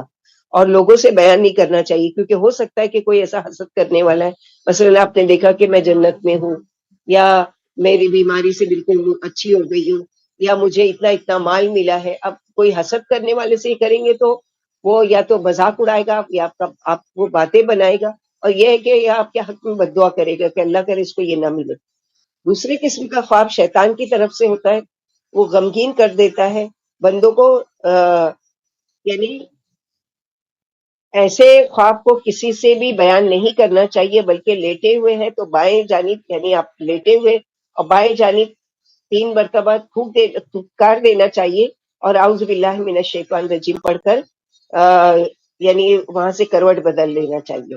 تیسرا خواب ہوتا ہے بندے کے اپنے وہموں یا خیالات ہوتے ہیں، یعنی جو کچھ وہ سوچ کر یا جو بات وہ کر کے سوتا ہے وہی چیز اس کو خواب میں نظر آتی ہے. جیسے چھوٹے بچے کسی کھانے کی چیز کے لیے یا کسی کھلونے کے لیے ضد کیا کرتے ہیں، اور وہ ضد کرتے کرتے سو جاتے ہیں، آپ نیند میں بھی اس کو بڑبڑاتے ہوئے دیکھیں گے کہ وہی چیز کا مطالبہ کر رہا ہے کہ مجھے یہ چاہیے، مجھے وہ کھلونا چاہیے، مجھے وہ چاہیے. ابو سلمہ رضی اللہ عنہ کہتے ہیں میں نے ایسے خواب خوفناک خواب دیکھتا تھا جو مجھے بیمار کر دیتے تھے. یہاں تک کہ میں نے ابو قتادہ کو کہتے سنا کہ مجھے بھی ایسے ہی خواب آتے ہیں. تو وہ کہتے ہیں کہ نبی صلی اللہ علیہ وسلم کو فرماتے ہوئے سنا ہے تم میں سے جب کوئی ناپسندیدہ خواب دیکھے تو اس کے شیطان کے شر سے اللہ کی پناہ مانگے اور 3 بار تھو تھو کر دے بائیں جانب اور کروٹ بدل دے اور کسی سے بیان نہ کرے. تو ایسا کرنے سے اس کو وہ خواب نقصان نہیں دے گا. آپ جب بیان کر دیتے ہو کسی سے تو وہ کیا چیز ہو جاتی ہے، کیونکہ خواب کو کہا گیا ہے کہ وہ معلق رہتی ہے. تو بھائیوں کو نہ بتانا کیونکہ وہ یوسف علیہ السلام سے حسد کرتے تھے. یہاں یعنی غیبت نہیں کر رہے ہیں یعقوب علیہ السلام، بلکہ ان کو نصیحت کر رہے ہیں. نعمت کو جب تک چھپانا چاہیے جب تک کہ وہ پوری نہ ہو جائے، اور حاسدوں سے ضرور چھپانا چاہیے. اور جب نعمت مل جائے تو شکر ادا کرنا چاہیے، عمل سے بھی اور اس میں سے صدقہ کر کے بھی. تو یہاں پر یوسف علیہ السلام کو یعقوب علیہ السلام بھی نبی ہیں تو تسلی دے رہے ہیں کہ وہی کے ذریعے کہ تمہارے بھائی ایک مرتبہ تمہارے پاس عاجز ہو کر آئیں گے، لہذا کیا کرو کہ اس کے بارے میں اللہ سے وہ کرو، یعنی اللہ کے بہترین فیصلے کا انتظار کرنا اس وقت تک کے لیے. وَكَذَلِكَ يَجْتَبِيكَ رَبُّكَ وَيُعَلِّمُكَ مِن تَأْوِيلِ الْأَحَادِيثِ وَيُتِمُّ نِعْمَتَهُ عَلَيْكَ وَعَلَى آلِ يَعْقُوبَ كَمَا أَتَمَّهَا عَلَى أَبَوَيْكَ مِن قَبْلِ إِبْرَاهِيمَ وَإِسْحَاقَ إِنَّ رَبَّكَ عَلِيمٌ حَكِيمٌ. اسی طرح تمہیں تمہارا رب چنیں گے اور خوابوں کی تعبیر سکھائیں گے، اور تم پر اور یعقوب علیہ السلام کے خاندان پر اپنی نعمت پوری فرمائیں گے جیسے وہ اس سے پہلے تمہارے 2 بزرگوں ابراہیم اور اسحاق علیہ السلام پر نعمت پوری فرما چکے. اور یاد رکھو تمہارے رب بڑے علم والے اور حکمت والے ہیں. لقد كان في يوسف وإخوته آيات للسائلين إذ قالوا ليوسف وأخوه أحب إلى أبينا منا ونحن أسبة إن أبانا لفي ضلال مبين اقتلوا يوسف أو اطرحوه أرضا يخلو لكم وجه أبيكم وتكونوا من بعده قوما صالحين. قال قائل منهم لا تقتلوا يوسف وألقوه في الغيابة الجب يلتقطه بعض السيارة إن كنتم فاعلين. بلا شبہ یوسف علیہ السلام میں ان کے بھائیوں میں سوال کرنے والوں کے لیے بڑی بڑی نشانیاں ہیں. جب انہوں نے آپس میں کہا کہ یوسف اور اس کے بھائی ہماری والد کو بہت ہی پیارے ہیں، یعنی گھر میں چھوٹے تھے دونوں اور بہت خوبصورت بھی تھے، تو یعقوب علیہ السلام زیادہ پیار کرتے تھے، تو اس وجہ سے یہ حسد کرتے تھے کہ ابا جان ہم سے تو محبت نہیں کرتے اور ان دونوں بھائیوں سے ہی محبت کرتے ہیں، لہٰذا ان کو دور کرنے کی کوئی تدبیر کی جائے. اب کیا چال چل رہے ہیں، حالانکہ ہماری پوری جماعت ہے، یعنی ہم 10 لوگ ہیں اور ہماری پوری جماعت ہے، ہم سے نہیں پیار کرتے اور ان 2 بھائیوں سے اتنا زیادہ پیار ہے ان کو. یقیناً ہمارے والد ایک کھلی غلطی پر ہے، آؤ یوسف کو مار ڈالتے ہیں یا انہیں کسی اجنبی جگہ پر پہنچا دے تاکہ تمہارے والد کا تم سے اس سے رخ خالی ہو جائے. پھر اس واقعے کے بعد تم صالح بن جانا، توبہ کر لینا. ان میں سے ایک کہنے والے نے کہا یوسف علیہ السلام کو قتل نہ کرو، البتہ اسے کسی گمنام کنویں میں ڈال دو کہ اسے کوئی قافلہ کا راہگیر اٹھا کر لے جائے گا اگر تم کچھ کرنے والے ہو. تو یہاں حسد ان کا کھل کر سامنے آ رہا ہے. اور ایک چیز اور یہاں کی ان آیتوں میں پتہ چل رہی ہے کہ گناہ کا ارادہ کر کے گناہ کرنے کی معافی نہیں ہے. یعنی ایک چیز جان بوجھ کر یہ سوچنا کہ میں یہ کر لوں اور اس کے بعد میں معافی مانگ لوں گا، تو یاد رکھیں اس کی معافی نہیں ہے. معافی ان گناہوں کی ہے کہ جان بوجھ کر یا انجانے میں جس سے ہو گیا اور اس سے توبہ کرے تو اللہ تعالیٰ اس کے گناہ معاف کر دیتے ہیں. لیکن یہاں پر جان بوجھ کے کہ ہم پہلے یہ کر لیں کہ اس کو قتل کر دیں اور پھر معافی مانگ لیں گے. لیکن ایک عقل مند جو بھائی تھا اس میں سے اس نے کہا کہ نہیں، یہ اچھا طریقہ نہیں ہے کہ اس کو بلا وجہ ایک کام کرو، اپنے سے دوری کرنا ہے نا، اس کو کسی کنویں میں ڈال دیتے ہیں، کوئی قافلہ آئے گا اس کو لے جائے گا، اس طرح وہ تم سے دور ہو جائے گا. قالوا یا ابانا، اب یہ چالے چل کے پلاننگ بنا کر اب ابا کے پاس آ کے کیا کہتے ہیں، قالوا یا ابانا ما لك لا تأمنا على يوسف وإنا له لناصحون ارسله معنا غدا يرتع ويلعب وإنا له لحافظون. انہوں نے باپ سے کہا کہ ابا جان کیا بات ہے، آپ یوسف کے بارے میں ہمارا اعتبار کیوں نہیں کرتے، حالانکہ ہم اس کے ہمدرد ہیں. دیکھیے کل آپ ہمارے ساتھ اسے بھیج دیجئے، ذرا وہ کھائے گا پیے گا کھیلے گا کودے گا، ہم اس کی پوری حفاظت کریں گے. یعقوب علیہ السلام اپنے بیٹوں کی عادت سے واقف تھے اور ظاہر ہے گھر میں کچھ نہ کچھ چلتا رہا ہوگا جس کے ذریعے وہ جانتے ہیں، تو ہرگز بھی اپنے سے جدا نہیں کرتے تھے ان دونوں بچوں کو. تو یہاں پر چالے چل کے کہ آپ بھیجیے تو صحیح، کیا ہر دفعہ بند کر کے بچے کو رکھا ہوا ہے، ہمارے ساتھ بھیجیے، وہ ہمارے ساتھ کھائیں گے، تھوڑا پکنک منائیں گے اور تھوڑا کھیلیں گے کودیں گے، آپ ہمارے ساتھ بھیجیے. قال انی لیحزننی ان تذهبوا به واخاف ان یاکلہ الذئب وانتم عنہ غافلون قالوا لئن اکلہ الذئب ونحن عصبۃ انا اذا لخاسرون. فرمائے یوسف علیہ السلام کو لے جانے سے مجھے غم ہوگا اور یہ خوف بھی ہے کہ کہیں تمہاری غفلت سے انہیں بھیڑیا نہ کھا جائے. بولے ہم جیسی طاقتور جماعت کے ہوتے ہوئے بھی اگر انہیں بھیڑیا کھا جائے تو ہم بالکل ہی گئے گزرے ہیں. یعنی اپنی قوت پر ان کو کتنا بھروسہ اور طاقت پر کتنا گھمنڈ ہے کہ ہم 10 لوگ ہیں اور ہمارے رہتے ہوئے کوئی بھیڑیا کھائے گا. اور یہاں غیر ارادی اور انجانے میں یعقوب علیہ السلام نے خود بیٹوں کو اس چیز کا راستہ بتا دیا کہ اس طرح سے کر سکتے ہو. حالانکہ ان کا ارادہ نہیں تھا، انہوں نے اپنا وہ کیا، لیکن ان کو ایک آئیڈیا اس کے ذریعے سے مل گیا کہ اس طرح سے کیا جا سکتا ہے. فلما ذهبوا به واجمعوا ان يجلوا في غيابة الجب واوحينا اليه لتنبئنهم بامرهم هذا وهم لا يشعرون. پھر جب یہ انہیں لے گئے اور یہ ٹھان ہی لی کہ اب انہیں کسی غیر آباد اور گہرے کنویں میں جا پھینکیں گے، تو ہم نے یوسف علیہ السلام پر وہی بھیجی کہ ایک دن تم انہیں ان کے اس واقعے کی خبر دو گے اور یہ پہچانیں گے بھی نہیں. یعنی صبر کرو، تمہارے ساتھ جو یہ کرنے جا رہے ہیں ایک دن آئے گا ایسا کہ تم ان کو اتنا اونچا تم کو مقام دیا جائے گا کہ جس کی وجہ سے یہ تم کو پہچانیں گے نہیں اور تم سے امپریس ہوں گے اور تمہاری عزت افزائی کریں گے. وجاؤ آباہم عشاء یبکون. اب کیا کیا، کنویں میں ڈال کے چلے آئے اور رات کے وقت آئے تاکہ ان کا چہرہ جھوٹوں کا نظر نہیں آئے باپ کو. قالوا یا ابانا انا ذهبنا نستبق وترکنا یوسف عند متاعنا فاکلہ الذئب وما انت بمؤمن لنا ولو كنا صادقین. وجاءوا على قميصي بدم كذب قال بل سولت لكم انفسكم امرا فصبر جميل والله المستعان على ما تصفون. بھائی سارے کے سارے عشاء کے وقت باپ کے پاس روتے ہوئے آئے، کہنے لگے ابا جان ہم تو دوڑ میں لگے ہوئے تھے اور اپنے سامان کے پاس یوسف کو چھوڑ گئے تھے. انہیں بھیڑیا کھا گیا، آپ ہمارا چاہے کہ یقین کرنے لگے. آپ کیوں کرنے لگے؟ چاہے کہ ہم سچے ہی ہوں. اور ان کی قمیض مصنوعی خون سے رنگ بھی لائے تھے. آپ نے جواب دیا یہ بات نہیں ہے بلکہ تم نے اپنے دل سے ایک بات گھڑ لی ہے. اب صبر ہی بہتر ہے، میں تمہاری گھڑی ہوئی باتوں پر اللہ ہی سے مدد مانگوں گا. یعنی اللہ کے نبی ہے، نہ ہائے واویلا نہ کچھ وہ کر رہے ہیں. اس کی تفسیر بخاری والی حدیث میں ہے جس میں اللہ کی قسم میری اور تمہاری مثال یوسف کے والد کی سی ہے جنہوں نے فرمایا تھا کہ اب تو صبر ہی بہتر ہے اور تمہاری تناریوں پر اللہ ہی سے مدد کی درخواست ہے.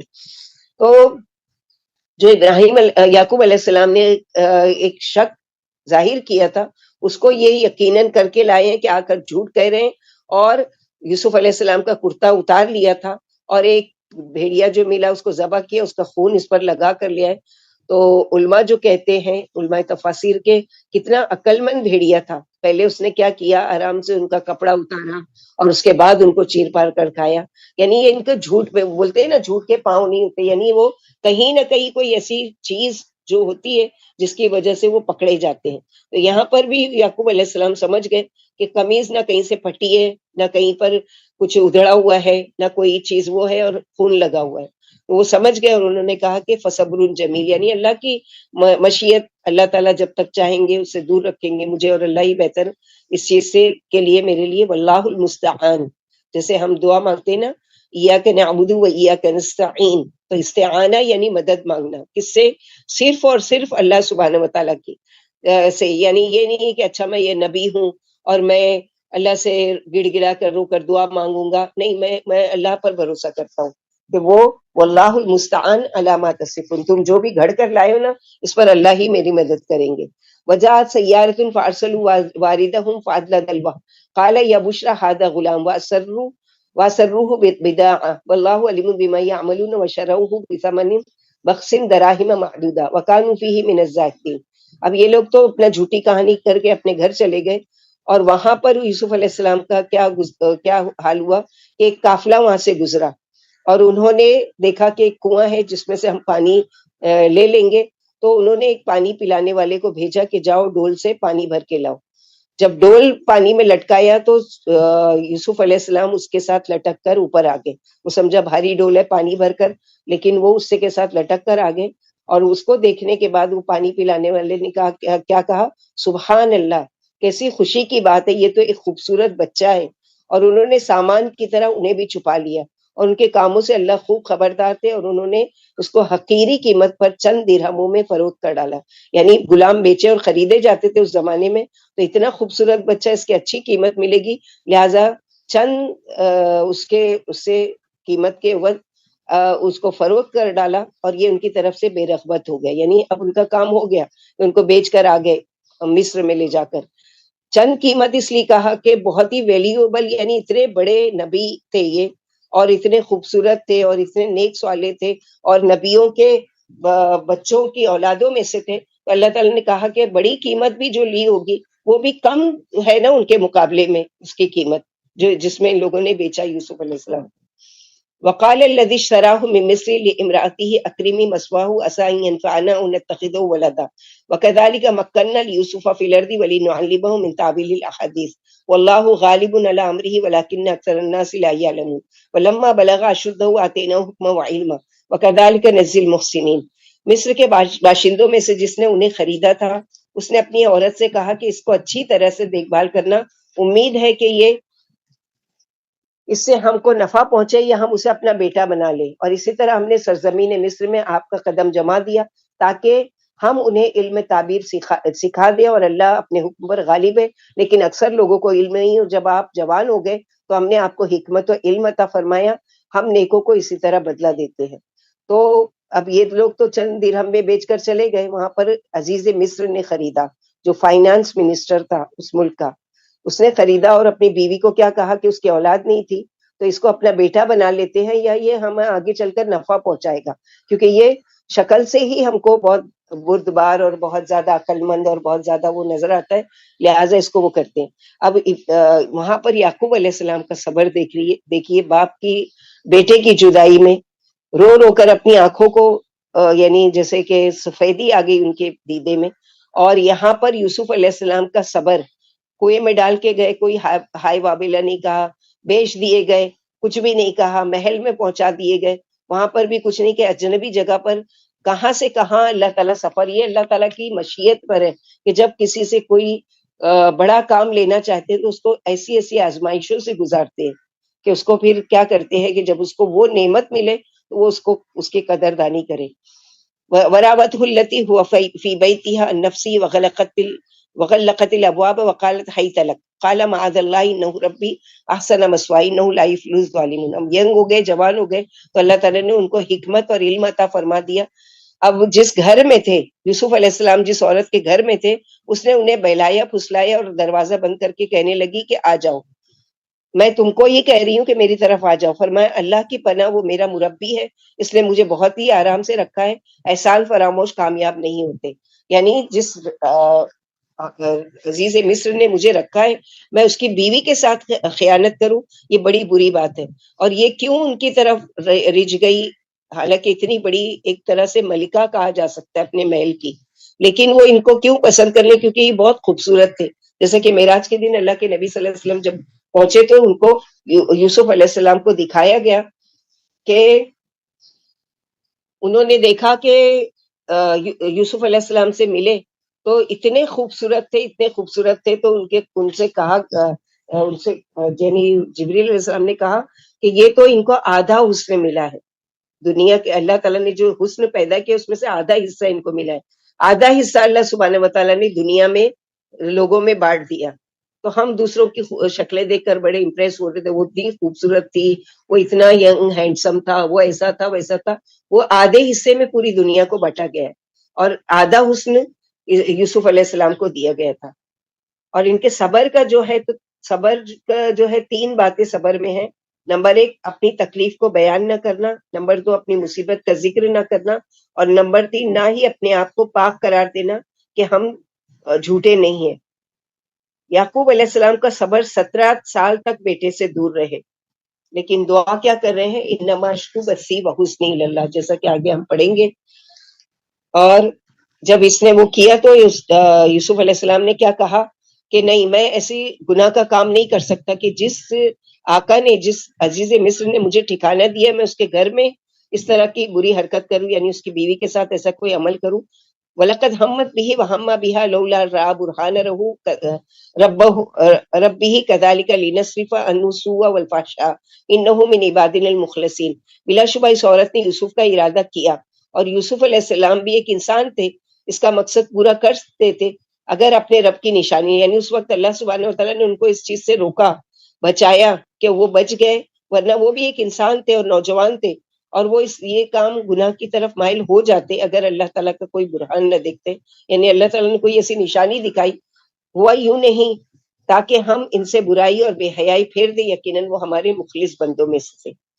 واستبق الباب وقدت قميصه من دبر والفيا سيدها لدى الباب قالت ما جزاء من اراد باهلك سوءا الا ان يسجن او عذاب اليم قال هي راودتني عن نفسي وشهد شاهد من اهلها ان كان قميصه قد من قبل فصدقت وهو من الكاذبين وان كان قميصه قد من دبر فكذبت وهو من الصادقين فلما راى قميصه قد من دبر قال انه من كيدكن ان كيدكن عظيم یوسف اعرض عن هذا واستغفری لذنبک انک کنت من الخاطئین.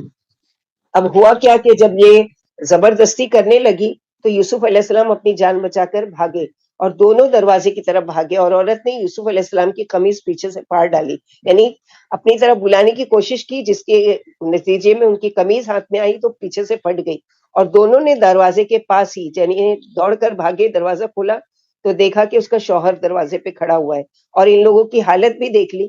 تو عورت نے فوراً پیترا بدلا، مکاری سے کیا کہا کہ اس کا آپ کا کیا خیال ہے اگر جو کوئی آپ کی بیوی کے ساتھ برا ارادہ کرے اس کو کیا سزا دینی چاہیے؟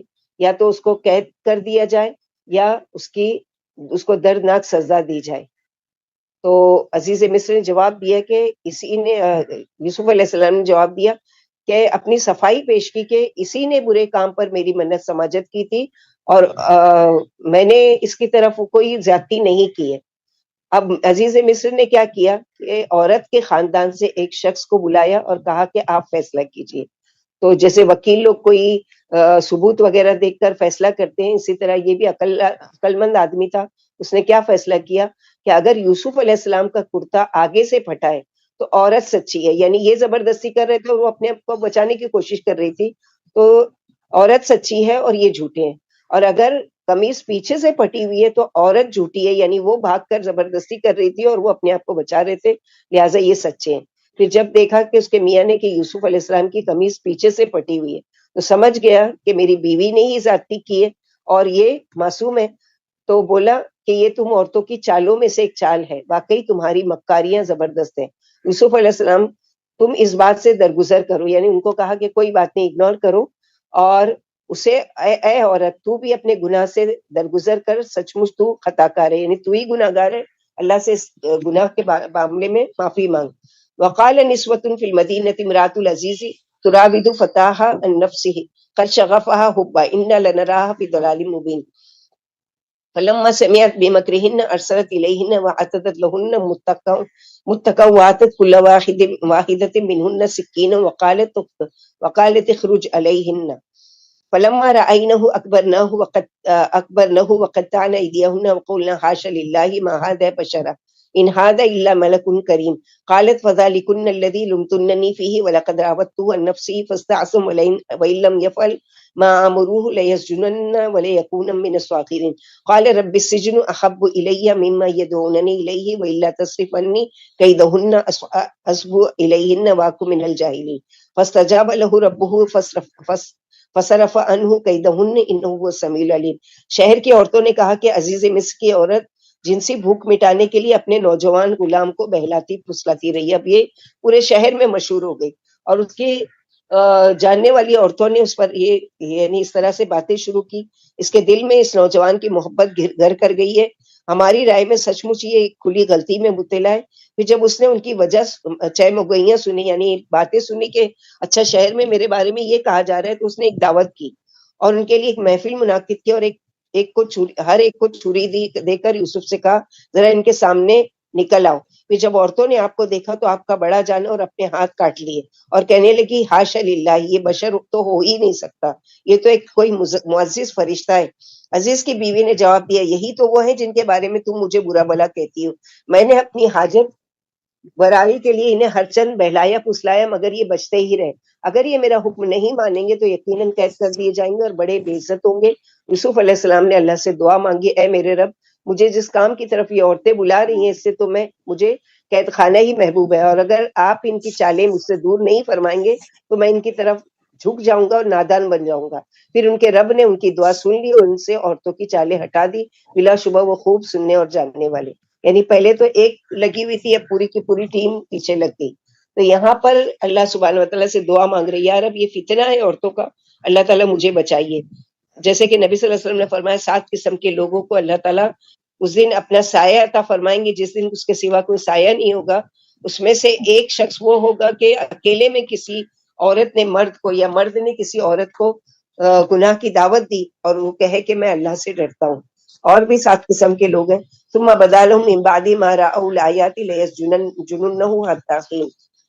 یہ تمام نشانیاں دیکھ لینے کے باوجود بھی ان پر بات ظاہر ہوئی کہ کچھ دنوں کے لیے یوسف کو جیل ہی میں رکھا جائے۔ یعنی ظاہر ہو گیا، اس کی بے گناہی ثابت ہو گئی، سب کچھ ہو گیا، لیکن بہتر یہ کہ ان فتنہ اگر وہ نکال دیتے تو ان کی بھی انسلٹ ہوتی کہ اچھا خاصا انسان ہے اور اس کو نوکری سے نکال دیا گیا یا اس کو گھر سے نکال دیا گیا، تو بہتر ہے کہ ان کو اس عورت سے، ان کے مکر و فریب سے دور کرنے کے لیے جیل میں رہنے دیا جائے، اور اس طرح یوسف علیہ السلام کو جیل میں ڈال دیا جائے۔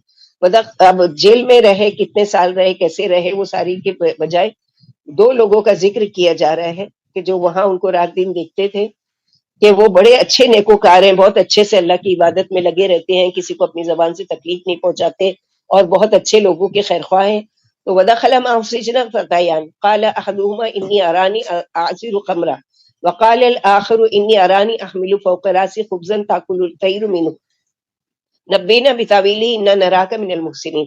آپ کے ساتھ 2 نوجوان بھی جیل میں آئے، ایک بولا میں نے خواب میں دیکھا کہ میں شراب نہیں چھوڑ رہا ہوں، اور دوسرا بولا میں نے خواب میں دیکھا کہ میں نے اپنے سر پر روٹی لیے ہوں جسے پرندے کھا رہے ہیں۔ بولے آپ ہمیں اس کی تعبیر بتا دیجئے، ہمیں آپ بہت ہی اچھے معلوم ہوتے ہیں۔ یعنی بچے چھوٹے تھے جب سے اللہ تعالیٰ نے ان کو یہ خواب کی تعبیر کا علم سکھا دیا تھا، اسی لیے یہاں پر دیکھتے ہیں تو 2 لوگ آ کر اپنا خواب بیان کرتے ہیں۔ قال لا يأتيكما طعام ترزقانه إلا نبأتكما بتأويله قبل أن يأتيكما ذلكما مما علمني ربي إني تركت ملة قوم لا يؤمنون بالله وهم بالآخرة هم كافرون واتبعت ملة آباء إبراهيم وإسحاق ويعقوب ما كان لنا أن نشرك بالله من شيء ذلك من فضل الله علينا وعلى الناس ولكن أكثر الناس لا يشكرون۔ فرمایا تمہیں دیے جانے والے کھانے کے آنے سے پہلے پہلے میں تم کو خوابوں کی تعبیر بتا دوں گا، یہ اس علم کی برکت سے جو مجھے میرے رب نے، یعنی میرا اپنا کوئی کمال نہیں ہے، مجھے میرے رب نے یہ علم سکھایا ہے۔ میں نے ان لوگوں کا دین چھوڑ رکھا ہے جن کا اللہ پر ایمان نہیں اور آخرت کے بھی قائل نہیں، اور میں اپنے باپ دادا ابراہیم، اسحاق اور یعقوب کے دین کا پیروکار ہوں۔ ہمیں یہ لائق نہیں کہ ہم اللہ کے ساتھ کسی چیز کو شریک کریں۔ یہ نہ صرف ہم پر بلکہ دیگر لوگوں پر بھی اللہ کا فضل ہے، لیکن اکثر لوگ ناقدر ہیں۔ تو کوئی بھی نعمت جو ہم کو ملے تو ہم کو کیا کہنا چاہیے؟ مثلا کسی کام کے لیے ہماری کوئی تعریف کر رہا ہے تو کیا کہنا چاہیے؟ نہیں، ھذا من فضل ربی، یہ میرے رب کا فضل و کرم ہے۔ دوسری چیز یہاں پر یہ بتا رہے ہیں کہ چونکہ وہ اپنی غرض لے کر آئے تھے، خواب کی تعبیر چاہتے تھے، ان کے دل میں نرمی دیکھی، تو سب سے پہلے دین کی دعوت پیش کی کہ کیوں ہم الگ الگ معبودوں کی عبادت کریں، ہم ایک اللہ کی عبادت کریں جو ہماری خالق اور مالک ہے۔ یا صاحب السجن ارباب متفرقون خیر ام اللہ الواحد القہار ما تعبدون من دونہ الا اسماء سمیتموها انتم وآباؤکم ما انزل اللہ بها من سلطان ان الحکم الا للہ امر اللہ تعبد الا ایاہ ذلک الدین القیم ولکن اکثر الناس لا یعلمون۔ اے میرے جیل کے ساتھیوں، کیا علیحدہ علیحدہ رب بہترین یا اکیلا اللہ جو بڑا ہی زبردست ہے، اسے چھوڑ کر جس کی بھی بندگی کر رہے ہو صرف ناموں کی کر رہے ہو، جو تم نے تمہارے باپ دادا نے تجویز کر لی ہے، اللہ نے ان کی کوئی سند نہیں اتاری، حکومت صرف اللہ کی ہے، اس کا حکم ہے، اس کے سوا کسی کی بھی عبادت نہ کرو، یہی صحیح دین ہے، لیکن اکثر لوگ اسے ناواقف ہیں۔ اب یہاں ایک اللہ کو جب ہم پکارتے ہیں تو کیا ہم کو کوئی اس کے سامنے 5 ٹائم کوئی مٹھائی کا ٹوکرا یا پھلوں کی سے کوئی سینی سجا کے یا کوئی اور چیز لے کر جانا پڑتا ہے؟ کچھ بھی نہیں، لیکن الگ الگ معبودوں کو جہاں بھی جائیں گے وہاں پر اس چیز کو لے کر جانا پڑتا ہے، یہ ان کی اپنی سوچ ہے۔ تو یہاں پر اسی کی دعوت دے رہے ہیں کہ ایک اللہ جس کو کچھ بھی ہم کو نہیں دینا پڑتا، اس کی عبادت زیادہ بہتر ہے، یا الگ الگ جگہوں پر جا کر الگ الگ تم چڑھاوے چڑھاؤ یا پھر وہ ساری وہ منتیں مانو یا یہ ساری چیزیں، وہ بہتر ہے یا ایک اللہ کو پکارنا جو ہمارا خالق بھی اور ہمارا مالک بھی اور جس نے ہم کو پیدا کیا؟ لیکن اکثر لوگ اس بارے میں نہیں جانتے۔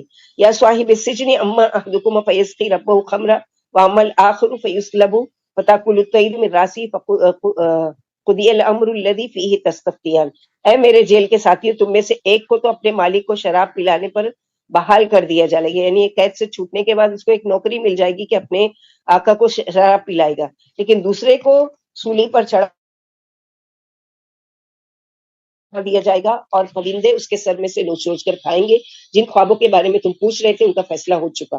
تو یہاں پر تعبیر بتا دی، جس کو یہ سزا تھی کہ قتل کیا جائے گا تو اس کو سولی پر چڑھا دیا گیا۔ جو چھوٹ کر گیا اس سے اب یوسف علیہ السلام کہہ رہے ہیں وقال للذی ظن انه ناج منه اذكرني عند ربك فانساه الشیطان ذکر ربی فلبث فی السجن بضع سنین۔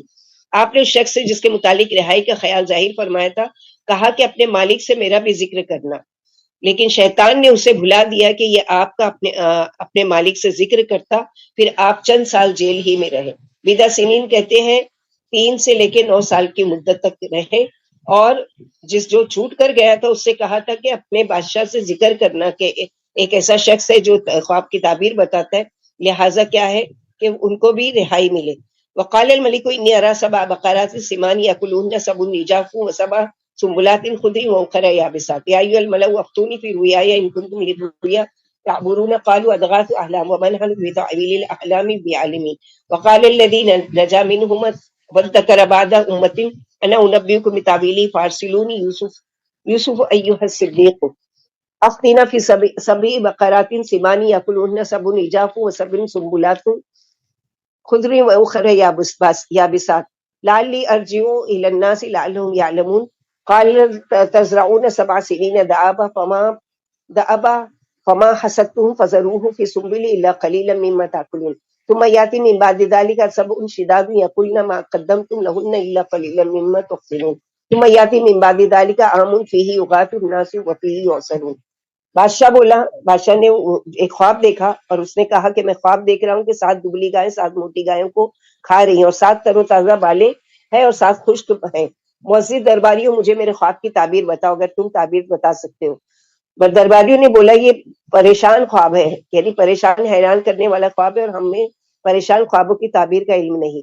اور ان قیدیوں میں سے جو چھوٹا تھا جس سے یوسف علیہ السلام نے کہا تھا ذکر کرنا، اب اس کو یاد آتا ہے ایک مدت کے بعد۔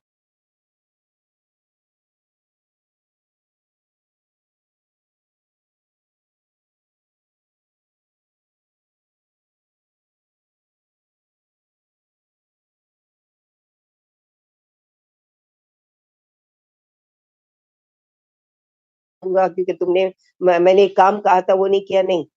اب آپ ہمیں 7 موٹی گایوں کے بارے میں بتائیں جن کو 7 دبلی گائے کھا رہی ہیں، اور 7 ہری بالیوں کے بارے میں اور 7 خشک بالوں کے بارے میں، تاکہ میں لوگوں کے پاس جا کر انہیں آگاہ کروں اور سب کو معلوم ہو جائے۔ پھر فرمایا یوسف علیہ السلام نے تم لگاتار 7 سال تک کھیتی کرنا، پھر جس قدر فصل کاٹو سے بالوں میں ہی رہنے دینا، مگر ضرورت کے مطابق کھانے کے لیے تھوڑا سا غلہ نکال لینا۔ پھر اس کے بعد 7 سال انتہائی قحط کے آئیں گے جو اس تمام ذخیرے کو کھا جائیں گے جو تم نے ان کے لیے پہلے سے رکھ چھوڑے تھے، علاوہ وہ اس قلیل مقدار کے جسے تم محفوظ رکھو۔ اس کے بعد ایک ایسا سال آئے گا جس میں خوب بارش ہوگی اور لوگ انگوروں کا نسل چھوڑے۔ آپ کی جب یہ تعبیر بتائی، وقال الملك ائتوني به فلما جاءه الرسول قال ارجع الى ربك فاسأله ما بال النسوة اللاتي قطعن ايديهن ان ربي بكيدهن عليم۔ قال ما خطبكن اذا راوتن يوسف عن نفسه قلنا حاشا لله ما علمنا عليه من سوء۔ قالت امرأة العزيز الآن حسس الحق انا راودته عن نفسي وانه لمن الصادقين ذلك ليعلم اني لم اخنه بالغيب وان الله لا يهدي كيد الخائنين۔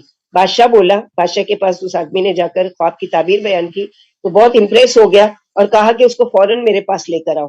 پھر جب آپ کے قاصد آپ کے پاس آئے خبر لے کے بادشاہ آپ کو بلا رہے ہیں، فرمایا تم بادشاہ کے پاس جا کر پہلے یہ کہو اور اس سے یہ پوچھو، پہلے میرے اوپر جو الزام لگا ہے اس کی برات میں چاہتا ہوں، اس سے بری ہونا چاہتا ہوں، پھر میں باہر نکلوں گا کہ ان عورتوں کا اصل واقعہ کیا ہے جنہوں نے اپنے ہاتھ کاٹ ڈالے تھے۔ واقعی میرا رب ان کی مکاری خوب جانتے ہیں۔ بے شک بادشاہ نے عورتوں سے بلا کر پوچھا کہ کیا تم کو کیا ہو گیا تھا جب تم یوسف کو ان کی مرضی کے خلاف بہلا پسرا رہی تھی؟ سب نے جواب دیا حاشا للہ، ہم نے یوسف علیہ السلام میں کوئی برائی نہیں دیکھی۔ عزیز کی عورت نے کہا اب دودھ کا دودھ اور پانی کا پانی ہو گیا، یعنی میں جب اپنی بے گناہی پیش کر رہی تھی تو تم نے میری بات نہیں مانی، آج تم کو پتا چلا کہ تم خود ہی اس کا حسن دیکھ کر اسے نیچ گئی تھی۔ میں نے ہی اسے اب اپنے جرم کا اقبال کر رہی ہے، یعنی قبول کر رہی ہے کہ میں نے ہی اسے اس کی مرضی کے خلاف بہلایا۔ سبحان اللہ، جو نیکوکار ہوتا ہے، جو پرہیزگار ہوتا ہے، اللہ سبحانہ وتعالیٰ اس کی اس طرح حفاظت کرتے ہیں جیسے کہ یوسف علیہ السلام کی حفاظت کی۔ الحمدللہ الذی بنعمتہ تتم الصالحات، 12واں پارہ مکمل کیا۔ سبحان ربک رب العزت عما یصفون وسلام علی المرسلین والحمدللہ رب العالمین۔ سبحانک اللہم اشہد ان لا الہ الا انت استغفرک واتوب الیک۔